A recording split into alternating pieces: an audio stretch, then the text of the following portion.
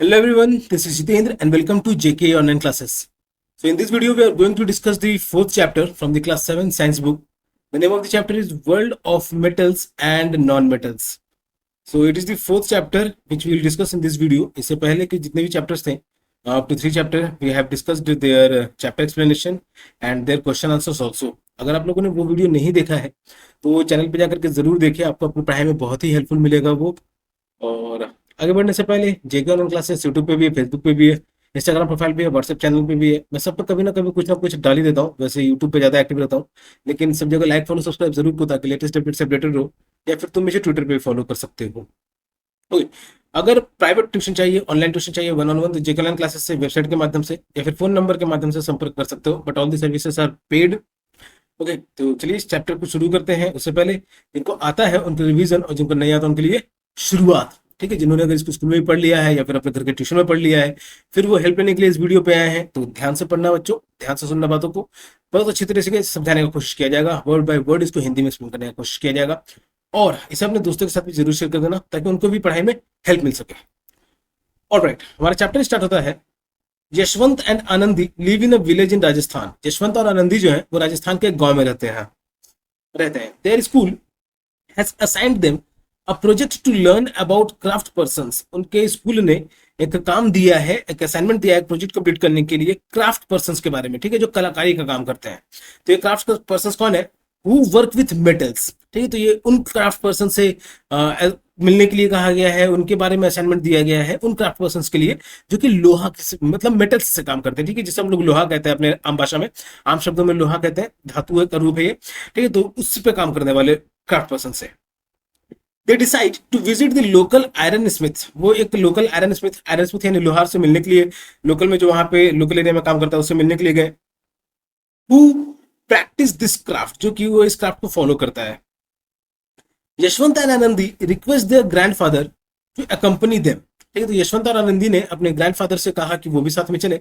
Figure 4.1 को अगर हम लोग देखेंगे, ये फिगर, ठीक है, iron Smith making various items. तो इस फिगर में क्या है, अपने यशवंत और आनंदी अपने दादाजी के साथ आयरन स्मिथ के पास आया हुआ है जो कि लोहा का काम कर रहा है। तो ये फिगर में यहाँ पे समझाया गया। ओके, अब आगे क्या है कि they are curious to learn how these iron smiths make different items of daily use. तो ये जानने के लिए, ये सीखने के लिए वो बहुत ही क्यूरियस है कि ये जो लोहार है वो डेली की चीजें कैसे बना लेता है अलग अलग आइटम से। फिर अलग अलग आइटम कैसे बना लेता है अलग अलग लोहा की मदद से। They interact with an elderly craft person Sudarshan uncle. उन्होंने, वो लोग जो मतलब यशवंत और आनंदी जो थे वो एक एल्डरली क्राफ्ट पर्सन से, उम्रदराज जो भी लोहा का काम कर रहे थे, वो बुजुर्ग थे, थोड़े उम्रदराज थे, उनका नाम था सुदर्शन। तो उन्होंने उनसे बात किया। यशवंत उससे पूछ रहा है कि which items do you generally make. आप कौन सी चीजें जो है वो बनाते हो, तुम कौन सी चीजें हो वो जो बनाते हो। ठीक है, अब यहाँ पे इंग्लिश में यू लिखा हुआ है, तो हिंदी में बात करेगा तो आप, या फिर तुम यूज करके बात किया होगा, तो आप कौन सी चीजें जो है वो बनाते हो या फिर तुम कौन सी चीजें जो बनाते हो। तो ये यशवंत का सवाल था। अब सुदर्शन अंकल क्या कह रहे हैं उसमें, generally we make items of daily use. आमतौर पे हम लोग रोजमर्रा की चीजों की चीज बनाते हैं। सच एज फ्लैट पैंस तवाज। ठीक है, जैसे फ्लैट पैन हो गया, तवा हो गया। बकेट्स, बाल्टीज। ठीक है, बकेट जिसे हम लोग बाल्टी कहते हैं। टोंग्स, चिमटा, चिमटा जिसकी मदद से रोटी को पलटा जाता है। And farming tools like spades, फावड़ा। ठीक है, फावड़ा देखा होगा तुम लोगों ने बच्चों की, किसान लोग जो है जमीन में खेत में खुदाई करते हैं तो फावड़े की मदद से खुदाई करते हैं, तो इसको इंग्लिश में स्पेड्स कहते हैं। तो ये सब लोहा का बना हुआ था। तो ये जो आयरन, ये सब बनाने का काम किसका है, तो आयरन स्मिथ का। ठीक, तो ये जो सुदर्शन अंकल है वो भी इन सब चीजों को बनाते हैं। फिर एक्सेस, कुल्हाड़ी, ट्रॉवल्स, खुरपी एंड रेक्स, जिलेज। तो ये सब चीजें क्या है कि सब लोहे के बनने वाली चीजें, तो इसको ये सुदर्शन अंकल बनाते हैं। अब आनंदी क्या बोल रही है, what materials are they made of. Anandi पूछ रहे हैं कि सब चीजें किस मटेरियल की बनी होती है, किस चीज की बनी होती है, जो भी ये लोग इस्तेमाल करते हैं। ठीक है, जो भी इस्तेमाल करते हैं बनाने के लिए, चाहे वो फावड़ा हो, कुल्हाड़ी हो, खुरपी हो, फिर तवा हो या चिमटा हो, तो ये सब किस मटेरियल का बना होता है। अब सुदर्शन अंकल कह रहे हैं इसमें, we use iron metal to make these items. हम लोग जो है लोहे का इस्तेमाल करते हैं, आयरन मेटल का इस्तेमाल करते हैं। ठीक है, यहाँ पे ध्यान देना कि दो शब्द इस्तेमाल किया गया, दो वर्ड यूज किया गया, आयरन, मेटल। ठीक है, तो metal, iron is the form of metal. Metal क्या है, बहुत सारे चीज के हो गए, बहुत सारे प्रकार के हो गए, तो उसमें से एक टाइप है आयरन। तो we use iron metal to make these items. We also use wood to prepare handles wherever required. ये लोग जो है, मतलब जो लॉक स्मिथ है, वो लकड़ी का भी इस्तेमाल करते हैं कहीं कहीं पे जहां पे हैंडल बनाने का अगर जरूरत पड़ गया तो। Additionally we use coal in our furnaces to heat the iron. इसके अलावा हम लोग कोल का इस्तेमाल करते हैं आयरन को, यानी जो लोहा है उसको गर्म करने के लिए भट्टी में, ठीक है। फर्नेसेस को हम लोग कहेंगे हिंदी में भट्टी। भट्टी को आगे वहां पे जहां पे हाई टेम्परेचर पे हीट जनरेट किया जाता है, ठीक है, बहुत ही हाईली टेम्परेचर पे हीट जनरेट किया जाता है। Sudarshan is hitting an iron block in the furnace. Sudarshan uncle जो थे वो एक आयरन ब्लॉक जो है फर्नेस में वो हिट कर रहे थे।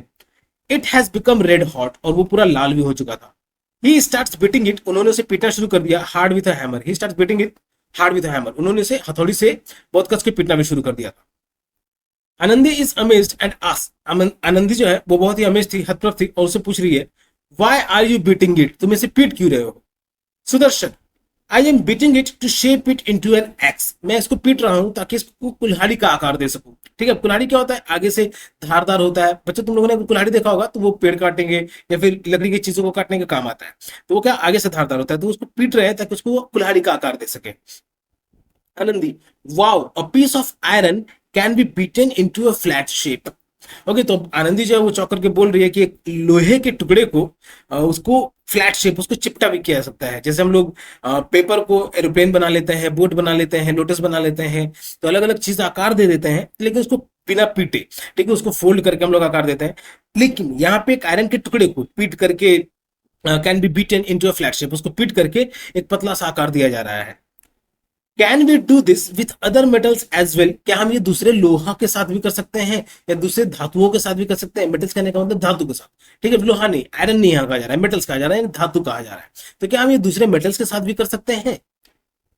You may also have many such questions. और बच्चों अब आपके दिमाग में बहुत सारे ऐसे सवाल आ रहे होंगे। Let us explore what else we can do with metals. तब हम लोग और अच्छे से यहाँ पे जानेंगे कि हम लोग मेटल्स से और क्या क्या कर सकते हैं। तो भी हम लोगों ने आनंदी और यशवंत की मदद से जाना, वो जो कि एक उनको स्कूल से असाइनमेंट मिला था कि एक लोकल आयरन स्मिथ से जाकर के मिलना है और वो क्या काम करते हैं, वो किस क्राफ्ट का काम करते हैं, तो उनको पता करना था। तो ये लोग यहाँ पे गए तो देखा कि सुदर्शन अंकल जो है वो लोहा को पीट करके कुल्हाड़ी बना रहे हैं, और वो लोहे की मदद से, आयरन की मदद से, ठीक है, आयरन मेटल की मदद से बहुत सारे मटेरियल्स, बहुत सारे ऑब्जेक्ट्स बना सकते हैं। तो अब ये सब कैसे पॉसिबल हो पा रहा है वो हम लोग जानेंगे प्रॉपर्टीज ऑफ मटेरियल्स में, ठीक है। मटेरियल्स यानी जो जिन भी चीजों का, जिस भी चीज का भी कोई भी चीज है अगर, तो उसका कुछ प्रॉपर्टी होता है, कुछ खास बातें होती हैं। तो उसी में से अब हम लोग खास करके पहले मेटल्स एंड नॉन मेटल्स दोनों के बारे में। तो पहला प्रॉपर्टी जो है वो मेलिएबिलिटी, ठीक है। मेलिएबिलिटी क्या है, तो उसको हम लोग यहाँ पे पहले इसको पढ़ लें, उसको फिर उसके बाद मैं आपको समझाता हूँ, ठीक है। Malleability, conduct this activity under the supervision of a teacher और एन एडल्ट। अब यहाँ पे जो अंडर, इसके नीचे में जो एक्टिविटी दिया हुआ है, ये अपने बड़ों के अंदर में इसको परफॉर्म करना बच्चों, ठीक है। और आप लोग मुझे अपना सपोर्ट भी दो, तो ताकि मैं आप लोगों तक लाइव ये एक्सपेरिमेंट्स और ये एक्टिविटीज जो है आपको परफॉर्म करवा सकूं। लाइव नहीं हो तो फिर इंटरेक्टिव वे में, और भी ज्यादा इंटरेक्टिव वे में आप तक ये सब एक्टिविटीज ला सकूं। चलिए, अब आगे बढ़ने से पहले मेलिएबिलिटी को आपको समझा दूं कि किसी भी चीज को पीट करके चपटा किया जा सकता है, ठीक है। जैसे यहाँ पे सुदर्शन अंकल आयरन को पीट करके एक एक्स का शेप दे रहे थे, और आनंदी चौंक गई थी कि एक आयरन के टुकड़े को फ्लैट किया जा सकता है, मतलब उसको भी चपटा किया जा सकता है। और further, collect some pieces of copper and aluminium, ठीक है। कुछ पीसेस कलेक्ट करने हैं आपको, किसके किसके, तो कॉपर के, एल्यूमिनियम के, एंड आयरन नेल, एक लोहे की कील, अ पीस ऑफ कोल, कोयला का एक टुकड़ा, a piece sized lump of sulphur, ठीक है, गंधक। सल्फर क्या है, ये मेटल है, तो आपको मिल जाएगा। तो एक सल्फर का एक मटर के दाने इतना टुकड़ा, and a block of would, और लकड़ी का एक टुकड़ा। Recall the chapter materials around us, और इस चैप्टर को याद करना है materials around us in the grade 6, जो कि ग्रेड 6 में हम लोगों ने पढ़ा था, grade 6 science book curiosity, and observe the appearances of the above atoms. और ये जितने भी एटम्स ऊपर में कलेक्ट किए गए हैं, जैसे कि कॉपर हो गया, एल्यूमिनियम हो गया, आयरन नेल हो गया, पीस ऑफ कोल हो गया, piece size lump of sulphur हो गए, फिर ब्लॉक ऑफ वुड हो गए, इनके अपीयरेंस को देखना है पहले कि दिखने में कैसे हैं। आर दे लस्टरस, क्या ये लोग चमक रहे हैं, क्या ये ऑब्जेक्ट्स जो वो चमक रहे हैं। Also note whether they are hard और soft and record your observations in table 4.1। और ये भी देखना है कि क्या ये हार्ड है या फिर सॉफ्ट है। और नीचे एक टेबल दिया हुआ है, ठीक है, ये सब इस तरीके का टेबल आपको क्रिएट करना रहेगा अपने कॉपी में, नहीं तो आप अपने बुक में भी इसको क्रिएट कर सकते हो। और इसमें रिकॉर्ड करना रहेगा कि अपीयरेंस कैसा है इनका, हार्ड है, सॉफ्ट है, चमकदार है या डल है। Further, now place each of these items one by one on any hard surface and beat them with a hammer. ठीक है, अब हार्ड सरफेस पे उनको रखना है, हर एक एक करके हार्ड सरफेस पे रखना है और हथौड़े की मदद से उन सबको पीटना है। What do you think will happen? आपको क्या लगता है कि क्या होगा? Do the objects become slightly flattened और do they break into pieces? क्या ये जो ऑब्जेक्ट्स है क्या कुछ चपटे हो गए हैं या फिर छोटे छोटे टुकड़े में टूट गए हैं? ये record your observation in table 4.1, और ये सारा का सारा ऑब्जर्वेशन इस टेबल में भी लिखना रहेगा। ठीक है, अपीयरेंस में, फिर हार्ड है या सॉफ्ट है, और फिर इफेक्ट ऑफ हैमरिंग कि पीटने के बाद क्या हुआ है। Further analyse table 4.1। अब ये टेबल जब प्रिपेयर हो जाएगा तो उसके बेसिस पे क्या एनालाइजेशन होगा? Identify the objects that are lustrous in appearance and hard. ठीक है, तो उन ऑब्जेक्ट्स को ध्यान रखना है जो कि लस्टरस है, मतलब जिनमें ज्यादा शाइनी है और हार्ड भी है। You might have observed that objects made from copper, aluminium and iron are lustrous in appearance and are hard. और बच्चों तुम लोगों ने अगर ये ऑब्जेक्ट्स को अगर आपने नहीं किया होगा तो स्कूल में भी अगर ये एक्सपेरिमेंट परफॉर्म करवाया गया होगा, टीचर ने किया होगा आपके सामने में, तो ये देखा होगा कि ये जो ऑब्जेक्ट्स है जैसे कॉपर हो गया, एल्यूमिनियम हो गया और आयरन हो गया, ये चमकदार है और ये हार्ड भी है। Lustre shown by metals is known as metallic lustre. अब मेटल्स के द्वारा, ठीक है, धातु के द्वारा जो चमक निकलता है उसे हम लोग मेटेलिक लस्टर कहते हैं। Materials like copper, aluminium and iron are known as metals। अब जैसे मटेरियल्स हो गए, जैसे कॉपर हो गया, एल्यूमिनियम हो गया और आयरन हो गया, तो इन सब इस तरीके के मटेरियल्स को हम लोग कहते हैं मेटल्स। ठीक है, धातु कहते हैं। Whereas coal, sulfur and wood are non-lustrous and not as hard as metals। वहीं पे कोयला हो गया, सल्फर हो गया और वुड जो हो गया, इनमें कोई चमक नहीं रहेगा और ये मेटल्स की तरह हार्ड भी नहीं रहेंगे। Are all the metals hard and solid? अब हम लोग ये जानेंगे कि जितने भी मेटल्स हैं क्या वो सारे के सारे हार्ड होते हैं और सॉलिड ही होते हैं? Not really. Some metals like sodium and potassium are so soft that they can be cut with a knife. Okay, तो कुछ मेटल्स हैं जैसे सोडियम और पोटाशियम हो गए, ये इतने सॉफ्ट होते हैं कि इनको चाकू की मदद से काटा जा सकता है। ठीक है, चाकू की मदद से जैसे हम लोग बटर को स्लाइस में कर देते हैं, तो उसी तरीके से ये सोडियम और मेटल, अब ये सॉफ्ट होते हैं लेकिन इसका मतलब ये नहीं कि ये हार्ड नहीं होते हैं, मतलब ये क्या कहेंगे, हेवी नहीं होते हैं। और सॉफ्ट होते हैं लेकिन ये हेवी भी होते हैं, मतलब इन मेटल्स को अगर आप उठा के किसी को फेंकोगे तो उनको भी चोट लगेगा, कस के चोट लगेगा। इस तरीके का इनका अपीयरेंस होता है, बनावट ऐसा होता है। There is one metal mercury that is found in a liquid stage at room temperature. वही जहां पे सोडियम और पोटाशियम जो है वो इतने सॉफ्ट होते हैं कि उनको चाकू की मदद से काटा सकता है, वही मरकरी एक मेटल है जो कि रूम टेम्परेचर पे भी लिक्विड स्टेट में रहता है। लिक्विड स्टेट यानी पानी की तरह उसको हम लोग इधर उधर डुला सकते हैं, इतना लिक्विड की स्टेट में रहता है। Which you might have seen in the thermometers, और ये मरकरी क्या होगा कि जिसे तुमने थर्मोमीटर्स में देखे होगा। Recall the chapter temperature and it's measurement. तो इस चैप्टर को याद करो, temperature and it's measurement, from the grade 6 science text book curiosity. ठीक है, तो क्यूरियोसिटी बुक में, चैप्टर 6 साइंस बुक में, क्लास 6 के साइंस बुक क्यूरियोसिटी चैप्टर में टेम्परेचर एंड इट्स मेजरमेंट में थर्मोमीटर में मरकरी का जिक्र किया गया है। ये तो उसको याद करने का कोशिश करना बच्चों। Which objects did you find become flat on beating with a hammer? ठीक है, तो अब ऊपर में एक्सपेरिमेंट परफॉर्म किया गया कि हथौड़े से पीटा गया है, तो उसमें से कौन से ऑब्जेक्ट्स थे जिसको पीटने के बाद वो फ्लैट हो गए, मतलब कि वो चपटे हो गए। You must have observed that objects such as a piece of copper. ठीक है, तो तुमने देखा होगा जैसे ऑब्जेक्ट्स हो गए पीस ऑफ कॉपर, कॉपर का टुकड़ा, एन आयरन नेल, एक आयरन का लोहा का कील, and a piece of aluminium become flat when beaten. और फिर एल्यूमिनियम का टुकड़ा वो फ्लैट हो गया जब उसे पीटा गया। Whereas other objects और materials behave differently, वहीं पे दूसरे ऑब्जेक्ट्स और मटेरियल्स जो है वो अलग तरीके से व्यवहार करते हैं। ठीक है, अब किस तरीके से वो हम लोग आगे जानेंगे। This property by which materials can be beaten into thin sheets is called malleability. तो ये जो प्रॉपर्टी है जिसकी मदद से मेटल्स को हम लोग थिन शीट्स में पीट कर सकते हैं, पीट सकते हैं, मतलब उसके पीट करके उसको चपटा कर सकते हैं, तो ये प्रॉपर्टी हमारा कहलाता है malleability. Most metals possess this property, बहुत सारी धातुओं में ये प्रॉपर्टी होता है। Can you give some examples of metal sheets? ये तो क्या तुम मेटल शीट्स के एग्जाम्पल्स देख सकते हो? You might have seen thin silver foil on some sweets and aluminium foil used for wrapping food items. ये तो तुम लोगों ने बच्चों देखा होगा कुछ कई मिठाइयों पे होता है कि ऊपर में सिल्वर का फॉयल किया होता है या फिर गोल्ड का फॉयल किया होता है। ये सब क्या है कि उनके प्रॉपर्टी की वजह से कि उनको बीट किया सकता है, उनको दे can be beaten into sheets. ठीक है, उनको पीट करके चपटा किया सकता है, तो इस वजह से वो क्या है, उनको उतना चपटा किया गया ताकि मिठाई पे भी इस्तेमाल किया जा सके। या फिर एल्यूमिनियम फॉयल जिसमें हम लोग अपने फूड को, खाना को रैप करते हैं, ओके, तो वो भी क्या है, उसे भी उसको बीट करके उसे इतना थिन शीट में फॉर्म में उसको लाया गया है। These are formed due to their malleability, और ये बन पाए हैं उनके मेलिबिलिटी प्रॉपर्टी की वजह से, मतलब the metals that can be beaten into thin sheets, this is the property of metals. Gold and silver are the most malleable metals. वही गोल्ड और सिल्वर जो है, सोना और चांदी जो है, वो बहुत ही मेलिएबल मेटल है, मतलब इसको बहुत ही ज्यादा पतला किया जा सकता है पीट पीट के। A piece of coal or a lump of sulfur does not show this behavior। अब हम लोगों ने जो एक्सपेरिमेंट परफॉर्म किया ऊपर में, उसमें कोल भी था, लंप ऑफ एक पीस साइज का सल्फर भी था, और ब्लॉक ऑफ वुड भी था। तो ये सब मटेरियल्स जो थे, ये बिहेवियर शो नहीं करते, मतलब मेलिबिलिटी प्रॉपर्टी, इनको पीट करके हम लोग चपटा नहीं कर सकते, तो ये बिहेवियर शो नहीं करता है, नहीं करते। They break into pieces and are said to be brittle. अब ये इनको अगर हम लोग हथौड़े से पीटेंगे तो छोटे छोटे और टुकड़ों में बढ़ जाएंगे, तो इसीलिए इन्हें ब्रिटल कहा जाता है। ठीक है, जैसे मेटल्स के लिए जिन्हें हम लोग पीट करके चपटा कर सकते हैं, उन्हें मेलिएबल कहा जा रहा है। तो वो मटेरियल जिनको पीटने के बाद वो और छोटे छोटे टुकड़े में बढ़ जाएंगे, तो उन्हें हम लोग ब्रिटल कहते हैं। On the other hand, wood neither gets flattened into a sheet nor breaks into pieces. वही लकड़ी जो है, तो वो ना शीट में कन्वर्ट होता है, और ना ही वो कोल और सल्फर की तरह छोटे छोटे टुकड़ों में होता है। वो कस के अगर लगेगा तो हो सकता है कि दो टुकड़ों में बढ़ जाए, लेकिन उतने छोटे छोटे टुकड़ों में नहीं होगा जितना कोल और सल्फर होगा। Therefore would is neither malleable nor brittle. इसलिए वुड जो है, लकड़ी जो है, वो ना ही मेलिएबल है और ना ही ब्रिटल। और लगती है, अभी हम लोग ने पहला प्रॉपर्टी जिसका नाम था मेलिएबिलिटी। ठीक है, malleability, that property by which a metal can be beaten into sheets. एक मेटल को हम लोग पीट पीट करके शीट्स के फॉर्म में ला सकते हैं। नाउ होलिस्टिक लेंस, अब यहाँ पे कुछ इंपॉर्टेंट टर्म्स दिया हुआ है, क्या है?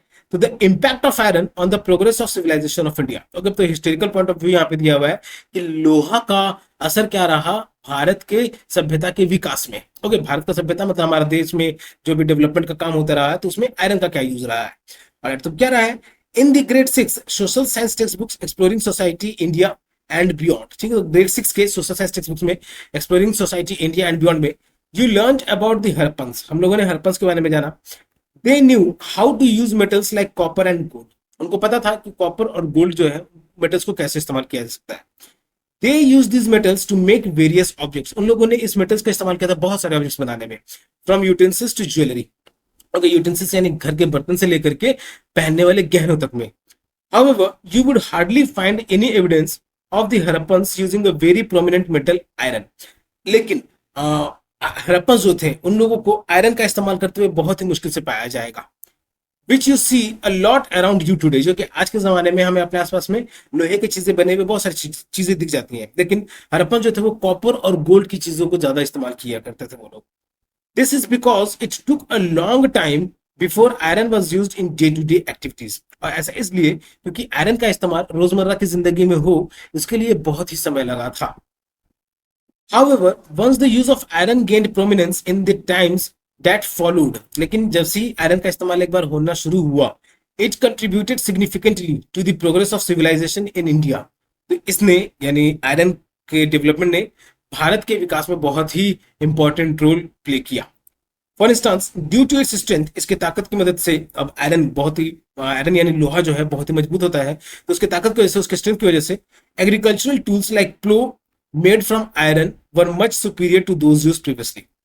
तो जैसे हल, ठीक है, प्लो यानी जिसकी वजह से किसान लोग काम करते हैं, अपने खेत में जुताई करते हैं, तो उसकी वो जो आयरन की स्ट्रेंथ की वजह से वो ज्यादा ही मजबूत रहने लगा। दूसरे मटेरियल्स जो भी वो लोग इस्तेमाल करते थे पहले के समय, चाहे वो लकड़ी हो या फिर किसी और दूसरा मेटल का हो, तो आयरन जो है बहुत ही ज्यादा यूजफुल साबित हुआ इन सब मामलों में। What could be the potential reason that it is generally considered that copper was discovered earlier as compare to iron. Okay, अब ये सवाल बच्चों तुम्हारे लिए है कि क्या कारण हो सकता है कि कॉपर जो है वो आयरन से पहले डिस्कवर हो गया था पहले के समय में। ओके, तो अभी इसका जवाब आप दे सकते हो वेबसाइट पे जाकर के। ठीक है, उसका लिंक आपको डिस्क्रिप्शन में मिल जाएगा। इस चैप्टर का समरी आप पढ़ सकते हो वेबसाइट पे जाकर के। तो उस चैप्टर के समरी के डिस्क्रिप्शन कमेंट बॉक्स में जाकर के आप इसका जवाब दे सकते हो। ओके, वीडियो को पॉज करके आप कमेंट कर सकते हो तो इस सवाल का जवाब कि कॉपर का इन्वेंशन आयरन से पहले कैसे हो गया होगा। Alright, so our second property is ductility. Okay, पहला प्रॉपर्टी हम लोगों ने जाना मेलिएबिलिटी, अब हम लोग दूसरा प्रॉपर्टी जानेंगे डक्टिलिटी। नहीं तो आगे बढ़ने से पहले डक्टिलिटी ये समझ लो आप कि किसी भी चीज को एक पतले से पतले तार के रूप में ले आना। ठीक है, पतले से पतले तार के रूप में कहने का मतलब कि च्युइंगम आप लोग जैसे च्यू करते हो मुंह में, और ये देखोगे च्युइंगम को च्यू करके हाथ से ऐसे देखोगे तो एक पतली सी लकीर बन जाती है। ठीक है, तो उस तरीके से अब ये मेटल्स, इनको हम लोग च्यू नहीं कर सकते, लेकिन उनको मशीन्स की मदद से, दूसरे मशीन्स की मदद से इसको हम लोग एक्सपैंड करते हैं, मतलब एक वायर के फॉर्म में इसको एक्सपैंड कर सकते हैं। ओके, ना कि मुंह में रखे चबाएं और उसको घींच करके पतले तार के रूप में ले आए, नहीं। ठीक है, इसको हम लोग मेटल्स मशीन्स की मदद से इसको तार के रूप में ला सकते हैं। तो ये प्रॉपर्टी है डक्टिलिटी, जिसको हम लोग इसमें और इसी तरीके से डिटेल में जानेंगे। Where do you find the use of metal wires? तुम लोगों को लोहे का तार कहां कहां इस्तेमाल में दिखता है? You might have scene wires of metals like copper और एल्यूमिनियम इन इलेक्ट्रिकल फिटिंग्स। तुम लोगों ने देखा होगा बच्चों कि कॉपर और एल्यूमिनियम के वायर जो है वो बिजली के काम में इस्तेमाल होते हैं।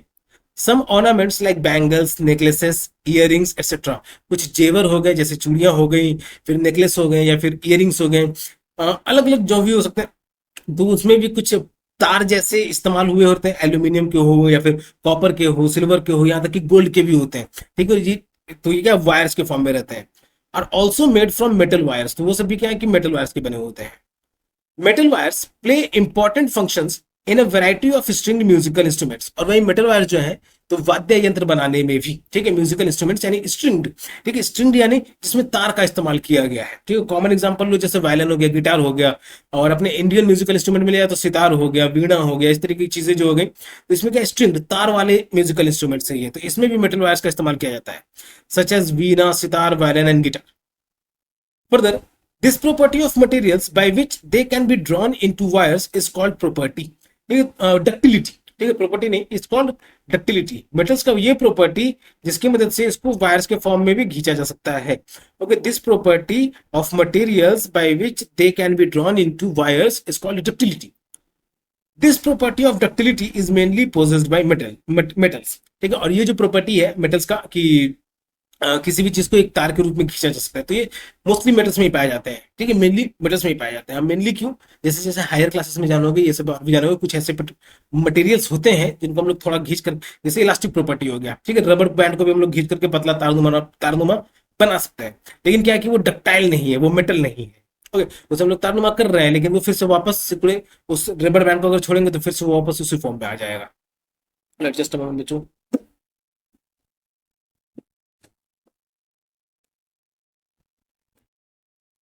ओके, हम लोग कंटिन्यू करेंगे। Gold is so ductile that 1 gram of it can be drawn into a 2 kilometre long wire. ठीक है, तो जैसे हम लोगों ने ऊपर में जाना, मेलिएबल मटेरियल में गोल्ड हो गया और सिल्वर हो गया, they are the most malleable metals. Okay, here gold and silver, ये सब जीके के पॉइंट से भी आता है सवाल बच्चों कभी कभार। ठीक है, कि which are the most malleable metals, options में गोल्ड, सिल्वर, एल्यूमिनियम, कॉपर, इस तरीके की चीजें हो सकती है। तो most malleable metals are gold and silver, उसके बाद बाकी की जो भी है वो सब। वही डक्टाइलिटी में बात किया जाए तो गोल्ड जो है वो सबसे ज्यादा डक्टाइल है। उसका 1 ग्राम वजन का जो गोल्ड है, 1 ग्राम, ठीक है, 1 ग्राम कितना हो सकता है वो आप अंदाजा लगा सकते हो किसी भी छोटे से ऑब्जेक्ट को जिसका वेट दिया होगा तो उसके कंपेयर करके कि 1 ग्राम कितना छोटा होगा, वो कितना वजन का होगा। लेकिन उस 1 ग्राम सोने की मदद से 2 किलोमीटर लंबा पतला तार बनाया जा सकता है, खींचा जा सकता है, और वो इतना पतला होगा कि हमारे आंखों से जल्दी दिखे भी नहीं, अगर हम स्पीड में हैं, अगर हमें बताया ना जाए, इतना पतला हो सकता है वो। The ductile nature of metals enables for the creation of this tea strainer with metal wires. Okay, तो अब टी स्ट्रेनर यानी चाय छानने वाला बर्तन अगर आपने देखा होगा, जिसमें से हम लोग, जिसकी मदद से घर में चाय छाना जाता है, तो उसमें भी देखा होगा तो उसमें भी तार लगे होते हैं। तो वो तार बना कैसे? मेटल्स को एक वायर के फॉर्म में ड्रॉ करके, और ये वायर का फॉर्म में ड्रॉ कैसे हो पाया? तो उसके डक्टिलिटी नेचर की वजह से। तो इस वजह से वो मेश का फॉर्म लिया और उसको फिर टी स्ट्रेनर में यूज किया गया। और further, have you ever seen wires made of coal and sulphur? क्या तुमने कभी कोल या फिर सल्फर का बना हुआ वायर देखा है? Obviously not. ठीक है, कभी भी कोयला का या फिर सल्फर का या फिर लकड़ी का वायर नहीं देखा होंगे। स्टैंड देखा होगा भले इन सब चीजों का, लेकिन वायर नहीं देखा होगा। We can say that coal and sulphur are not ductile. तो हम लोग कह सकते हैं कि कोल और सल्फर जो है वो डक्टाइल नहीं है, मतलब कि उसको हम लोग वायर के फॉर्म में नहीं एक्सपैंड कर सकते हैं। चलिए, अब यहाँ पे कुछ ज्यादा डाइव डीपर है, कुछ ज्यादा गहरे में उतर के बताया गया क्या है। तो do you know that ropes made of steel, a mixture of metal, iron and non metal carbon wires can support heavy loads. ठीक है, तो वैसे रस्सी जो कि स्टील के बने होते हैं, तो स्टील क्या है, उसे हम लोग एलॉय कहते हैं। ओके, आगे जानोगे अच्छे से। तो ये मिक्सचर है मेटल का, आयरन का और कार्बन का। ठीक है, तो ये बहुत ज्यादा हेवी लोड को ले सकता है। अब ये आयरन क्या हो गया, मेटल हो गया, वही कार्बन क्या होगा, नॉन मेटल हो गया। तो एक मेटल और नॉन मेटल को मिला करके ये स्टील बनाया जा रहा है, जो कि ज्यादा से ज्यादा लोड को, बहुत ज्यादा हेवी लोड्स को भी पियर कर सकता है। Therefore, they are used in suspension bridges and in cranes to lift heavy objects. तो इसीलिए इस तरीके की ब्रिजेस बच्चों अगर आपके शहर में है, और अगर नहीं है तो देखे भी होंगे तुम लोगों ने आज के समय में वीडियोस में ऐसे। तो ये सब क्या है कि हेवी लोड्स को है जो है ये लोग बेयर कर सकते हैं इसको, और इसको कहा जाता है सस्पेंशन ब्रिज। और इस पे बहुत ज्यादा लोड ये लोग एफर्ट कर सकते हैं। और क्रेन इसमें नहीं देखोगे तो क्रेन्स में देखा होगा जो भारी से भारी ऑब्जेक्ट को उठाता है, लिफ्ट करता है। ठीक है, तो इन सब में भी यही स्टील का यूज किया जाता है जो कि आयरन और कार्बन को मिलाकर के बनाया जाता है। तो इसका प्रॉपर्टी है कि ये इतना, और एक तो वायर के फॉर्म में ये रहते हैं कि ये सब वायर रहते हैं, these are the wires made of steel. ठीक है, ये स्टील का बना हुआ वायर है, मतलब कि आयरन और कार्बन को मिक्स करके ये स्टील का बनाया गया है और जिसको फिर बाद में वायर का फॉर्म दिया गया है। ऑलराइट, सो ये था एक एग्जांपल हमारा डक्टिलिटी से लेकर के। ठीक है, तो अभी तक हम लोगों ने दो प्रॉपर्टी जान लिया, malleability, ductility. Now we are going to read about sonority. Sonority is the third property of materials specially about the metals. Okay, अब सोनोरिटी क्या है कि लोहा को अगर तुम लोग पीटोगे या देखा होगा लोहा अगर गिरता भी है, बर्तन गिरते हुए देखा होगा, सिक्के गिरते हुए देखा होगा तो सुने भी होगे बच्चों। ओके, उसमें से आवाज किस तरीके का आती है? लाइक अगर कॉपी गिरा तो धप से आवाज करता है, वहीं सिक्का गिरा तो टन से आवाज करता है, या फिर अगर कोई लोहा का बर्तन गिरा तो टन टन टन टन का आवाज करता है। तो इस तरीके की आवाज जो है जो थोड़ा तीखा होता है। तो ये मेटल्स और नॉन मेटल्स में डिफरेंस पता चल जाता है कि गिरा है कोई ऑब्जेक्ट तो वो मेटल है, या फिर गिरा है कोई ऑब्जेक्ट तो वो नॉन मेटल है। ठीक है, अब मेटल में जैसे हम लोगों ने अभी मिलेबिलिटी के फॉर्म में पढ़ा कि उसको पीट करके पतला कैसे सकता है, तो सोडियम और पोटाशियम के बारे में हम लोगों ने जाना कि उसको वो इस तरीके का मेटल है कि उसको चाकू से भी काटा जा सकता है, इतना सॉफ्ट होता है कि उसको चाकू से भी काटा जा सकता है। अब ये ध्यान रखना वो क्या है, मेटल है। ठीक है, मतलब कि वो भी सोनोरिटी वाला प्रॉपर्टी शो करेगा उसमें। Further, have you ever notice the sound produced when a metal spoon और अ मेटल प्लेट और a metal coin is dropped on the floor? ठीक है, कभी तुमने ध्यान दिया कि एक लोहे का चम्मच या फिर मेटल का प्लेट हो या फिर एक सिक्का हो, अगर वो जमीन पे गिर गया हो तो उससे आवाज कैसी निकली है? How is it different from the sound produced when a piece of coal और wood is dropped on the floor? और वहीं कैसा आवाज आया है अगर कोयला गिरा हो या फिर लकड़ी गिरा हो, कॉपी गिरा हो सकता है खेलते खेलते तुम भी कभी गिरे हो, तो कैसा आवाज आया है? क्या तुमने ये अंतर दोनों के बीच में डिफरेंस समझा है कभी? चलिए, तो अब एक्टिविटी की मदद से हम लोग इसको समझेंगे। उससे पहले एक डायग्राम यहाँ पे दिया हुआ है, एक फिगर यहाँ पे दिया हुआ है कि एक बच्चा जो है वॉकिंग स्टिक की मदद से चल रहा है और आंख में गॉगल्स लगाए हुए हैं। तो इससे ये पता चल रहा है कि इस बच्चे को दिखाई नहीं देता है। तो अब ये क्या कह रहा है कि I use the difference in sound when my stick hits wood और metal to help find my way. मैं आवाज की मदद लेता हूं जब मेरा लकड़ी किसी लकड़ी से, मेरी छड़ी जब किसी लकड़ी से या लोहे से टकराता है तो उससे जो आवाज निकलती है, तो उस आवाज की मदद लेता हूं पता करने के लिए कि आगे में अपने रास्ते को पता करने के लिए कि आगे में सड़क में या जिस भी रास्ते में वो चल रहा है तो उस रास्ते में कैसा क्या चीज है। तो ये बताया गया डिफरेंस की आवाज का मदद लेना, तो वो आवाज से हम लोग मेटल और नॉन मेटल में डिफरेंशिएट कर सकते हैं। कैसे? तो अब एक्टिविटी यहाँ पे दिया हुआ है, B careful while dropping the objects. ध्यान रखना है, ऐसा ना हो कि आप कोई भी चीज लेकर के पटक दो या गिरा दो और फिर बोलना कि एक्सपेरिमेंट कर रहे थे। ठीक है, मम्मी पापा से मार भी पड़ सकती है, तो इसीलिए किसी भी चीज को नुकसान भी ना पहुंचे और आपको जो सीखना है वो भी आप सीख सको, इस तरीके से उसको करना है।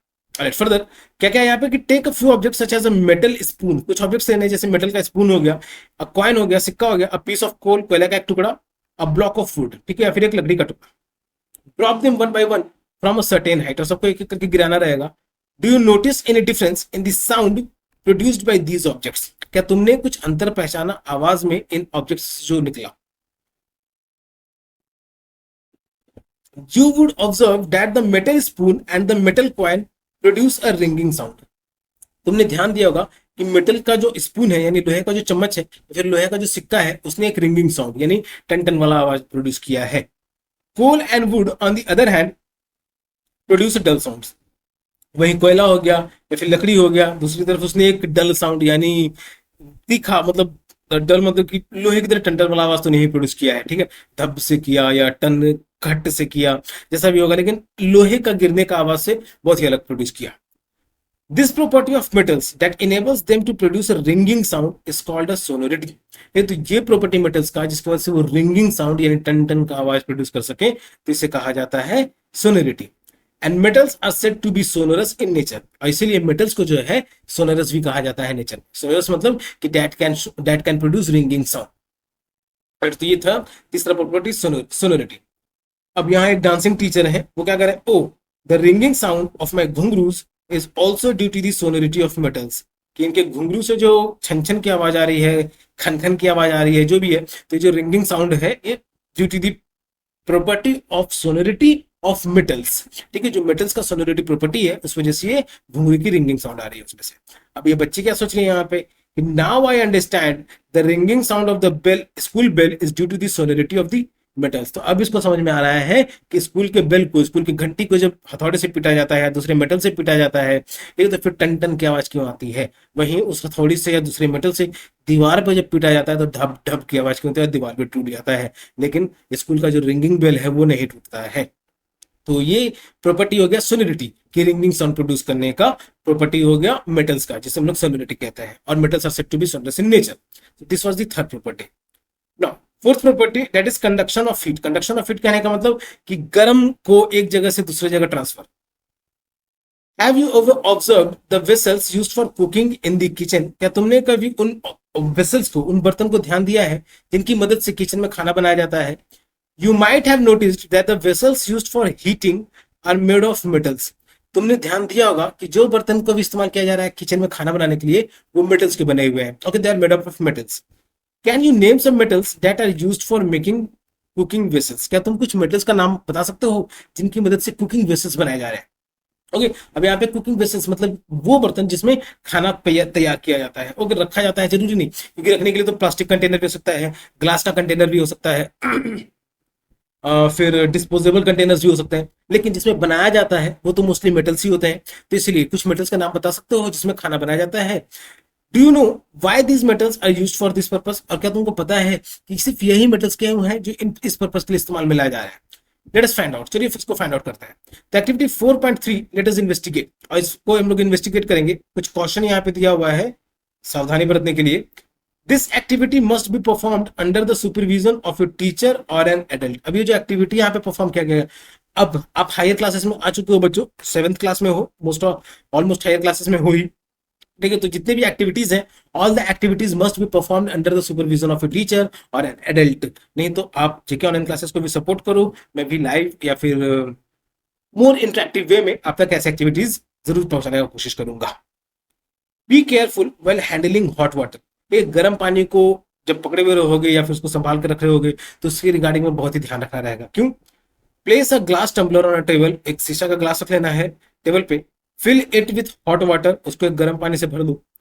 Take a metal spoon and a wooden spoon of almost the same size and thickness. ठीक है, मेटल स्पून यानी लोहे का चम्मच जो है उसको रखना है, या फिर लकड़ी का चम्मच जो है उसको रखना है सेम साइज का, जो कि दोनों का थिकनेस सेम रहे, मोटाई मोटाई सेम रहे। ठीक है, अब चम्मच का पर डिफरेंस क्या है कि एक मेटल स्पून है और एक वुडन स्पून है। एक लोहे का बना हुआ है और दूसरा लकड़ी का बना हुआ है। तो यहाँ पे डायग्राम की मदद से देख सकते हो कि एक में मेटल स्पून रखा गया है और वुडन स्पून रखा गया है इन हॉट वाटर। ठीक है, गर्म पानी में। Immerse both the spoon simultaneously into the hot water and leave them undisturbed for few minutes. ठीक है, दोनों चम्मच को उस गर्म पानी में रखना है कुछ देर के लिए और बिना छुए, बिना डिस्टर्ब किए हुए कुछ मिनट तक उसमें रखे रहना है। Now carefully touch the upper end of each spoon. और अब केयरफुली, सावधानी पूर्वक हर चम्मच के ऊपर वाले पॉइंट को टच करना रहेगा।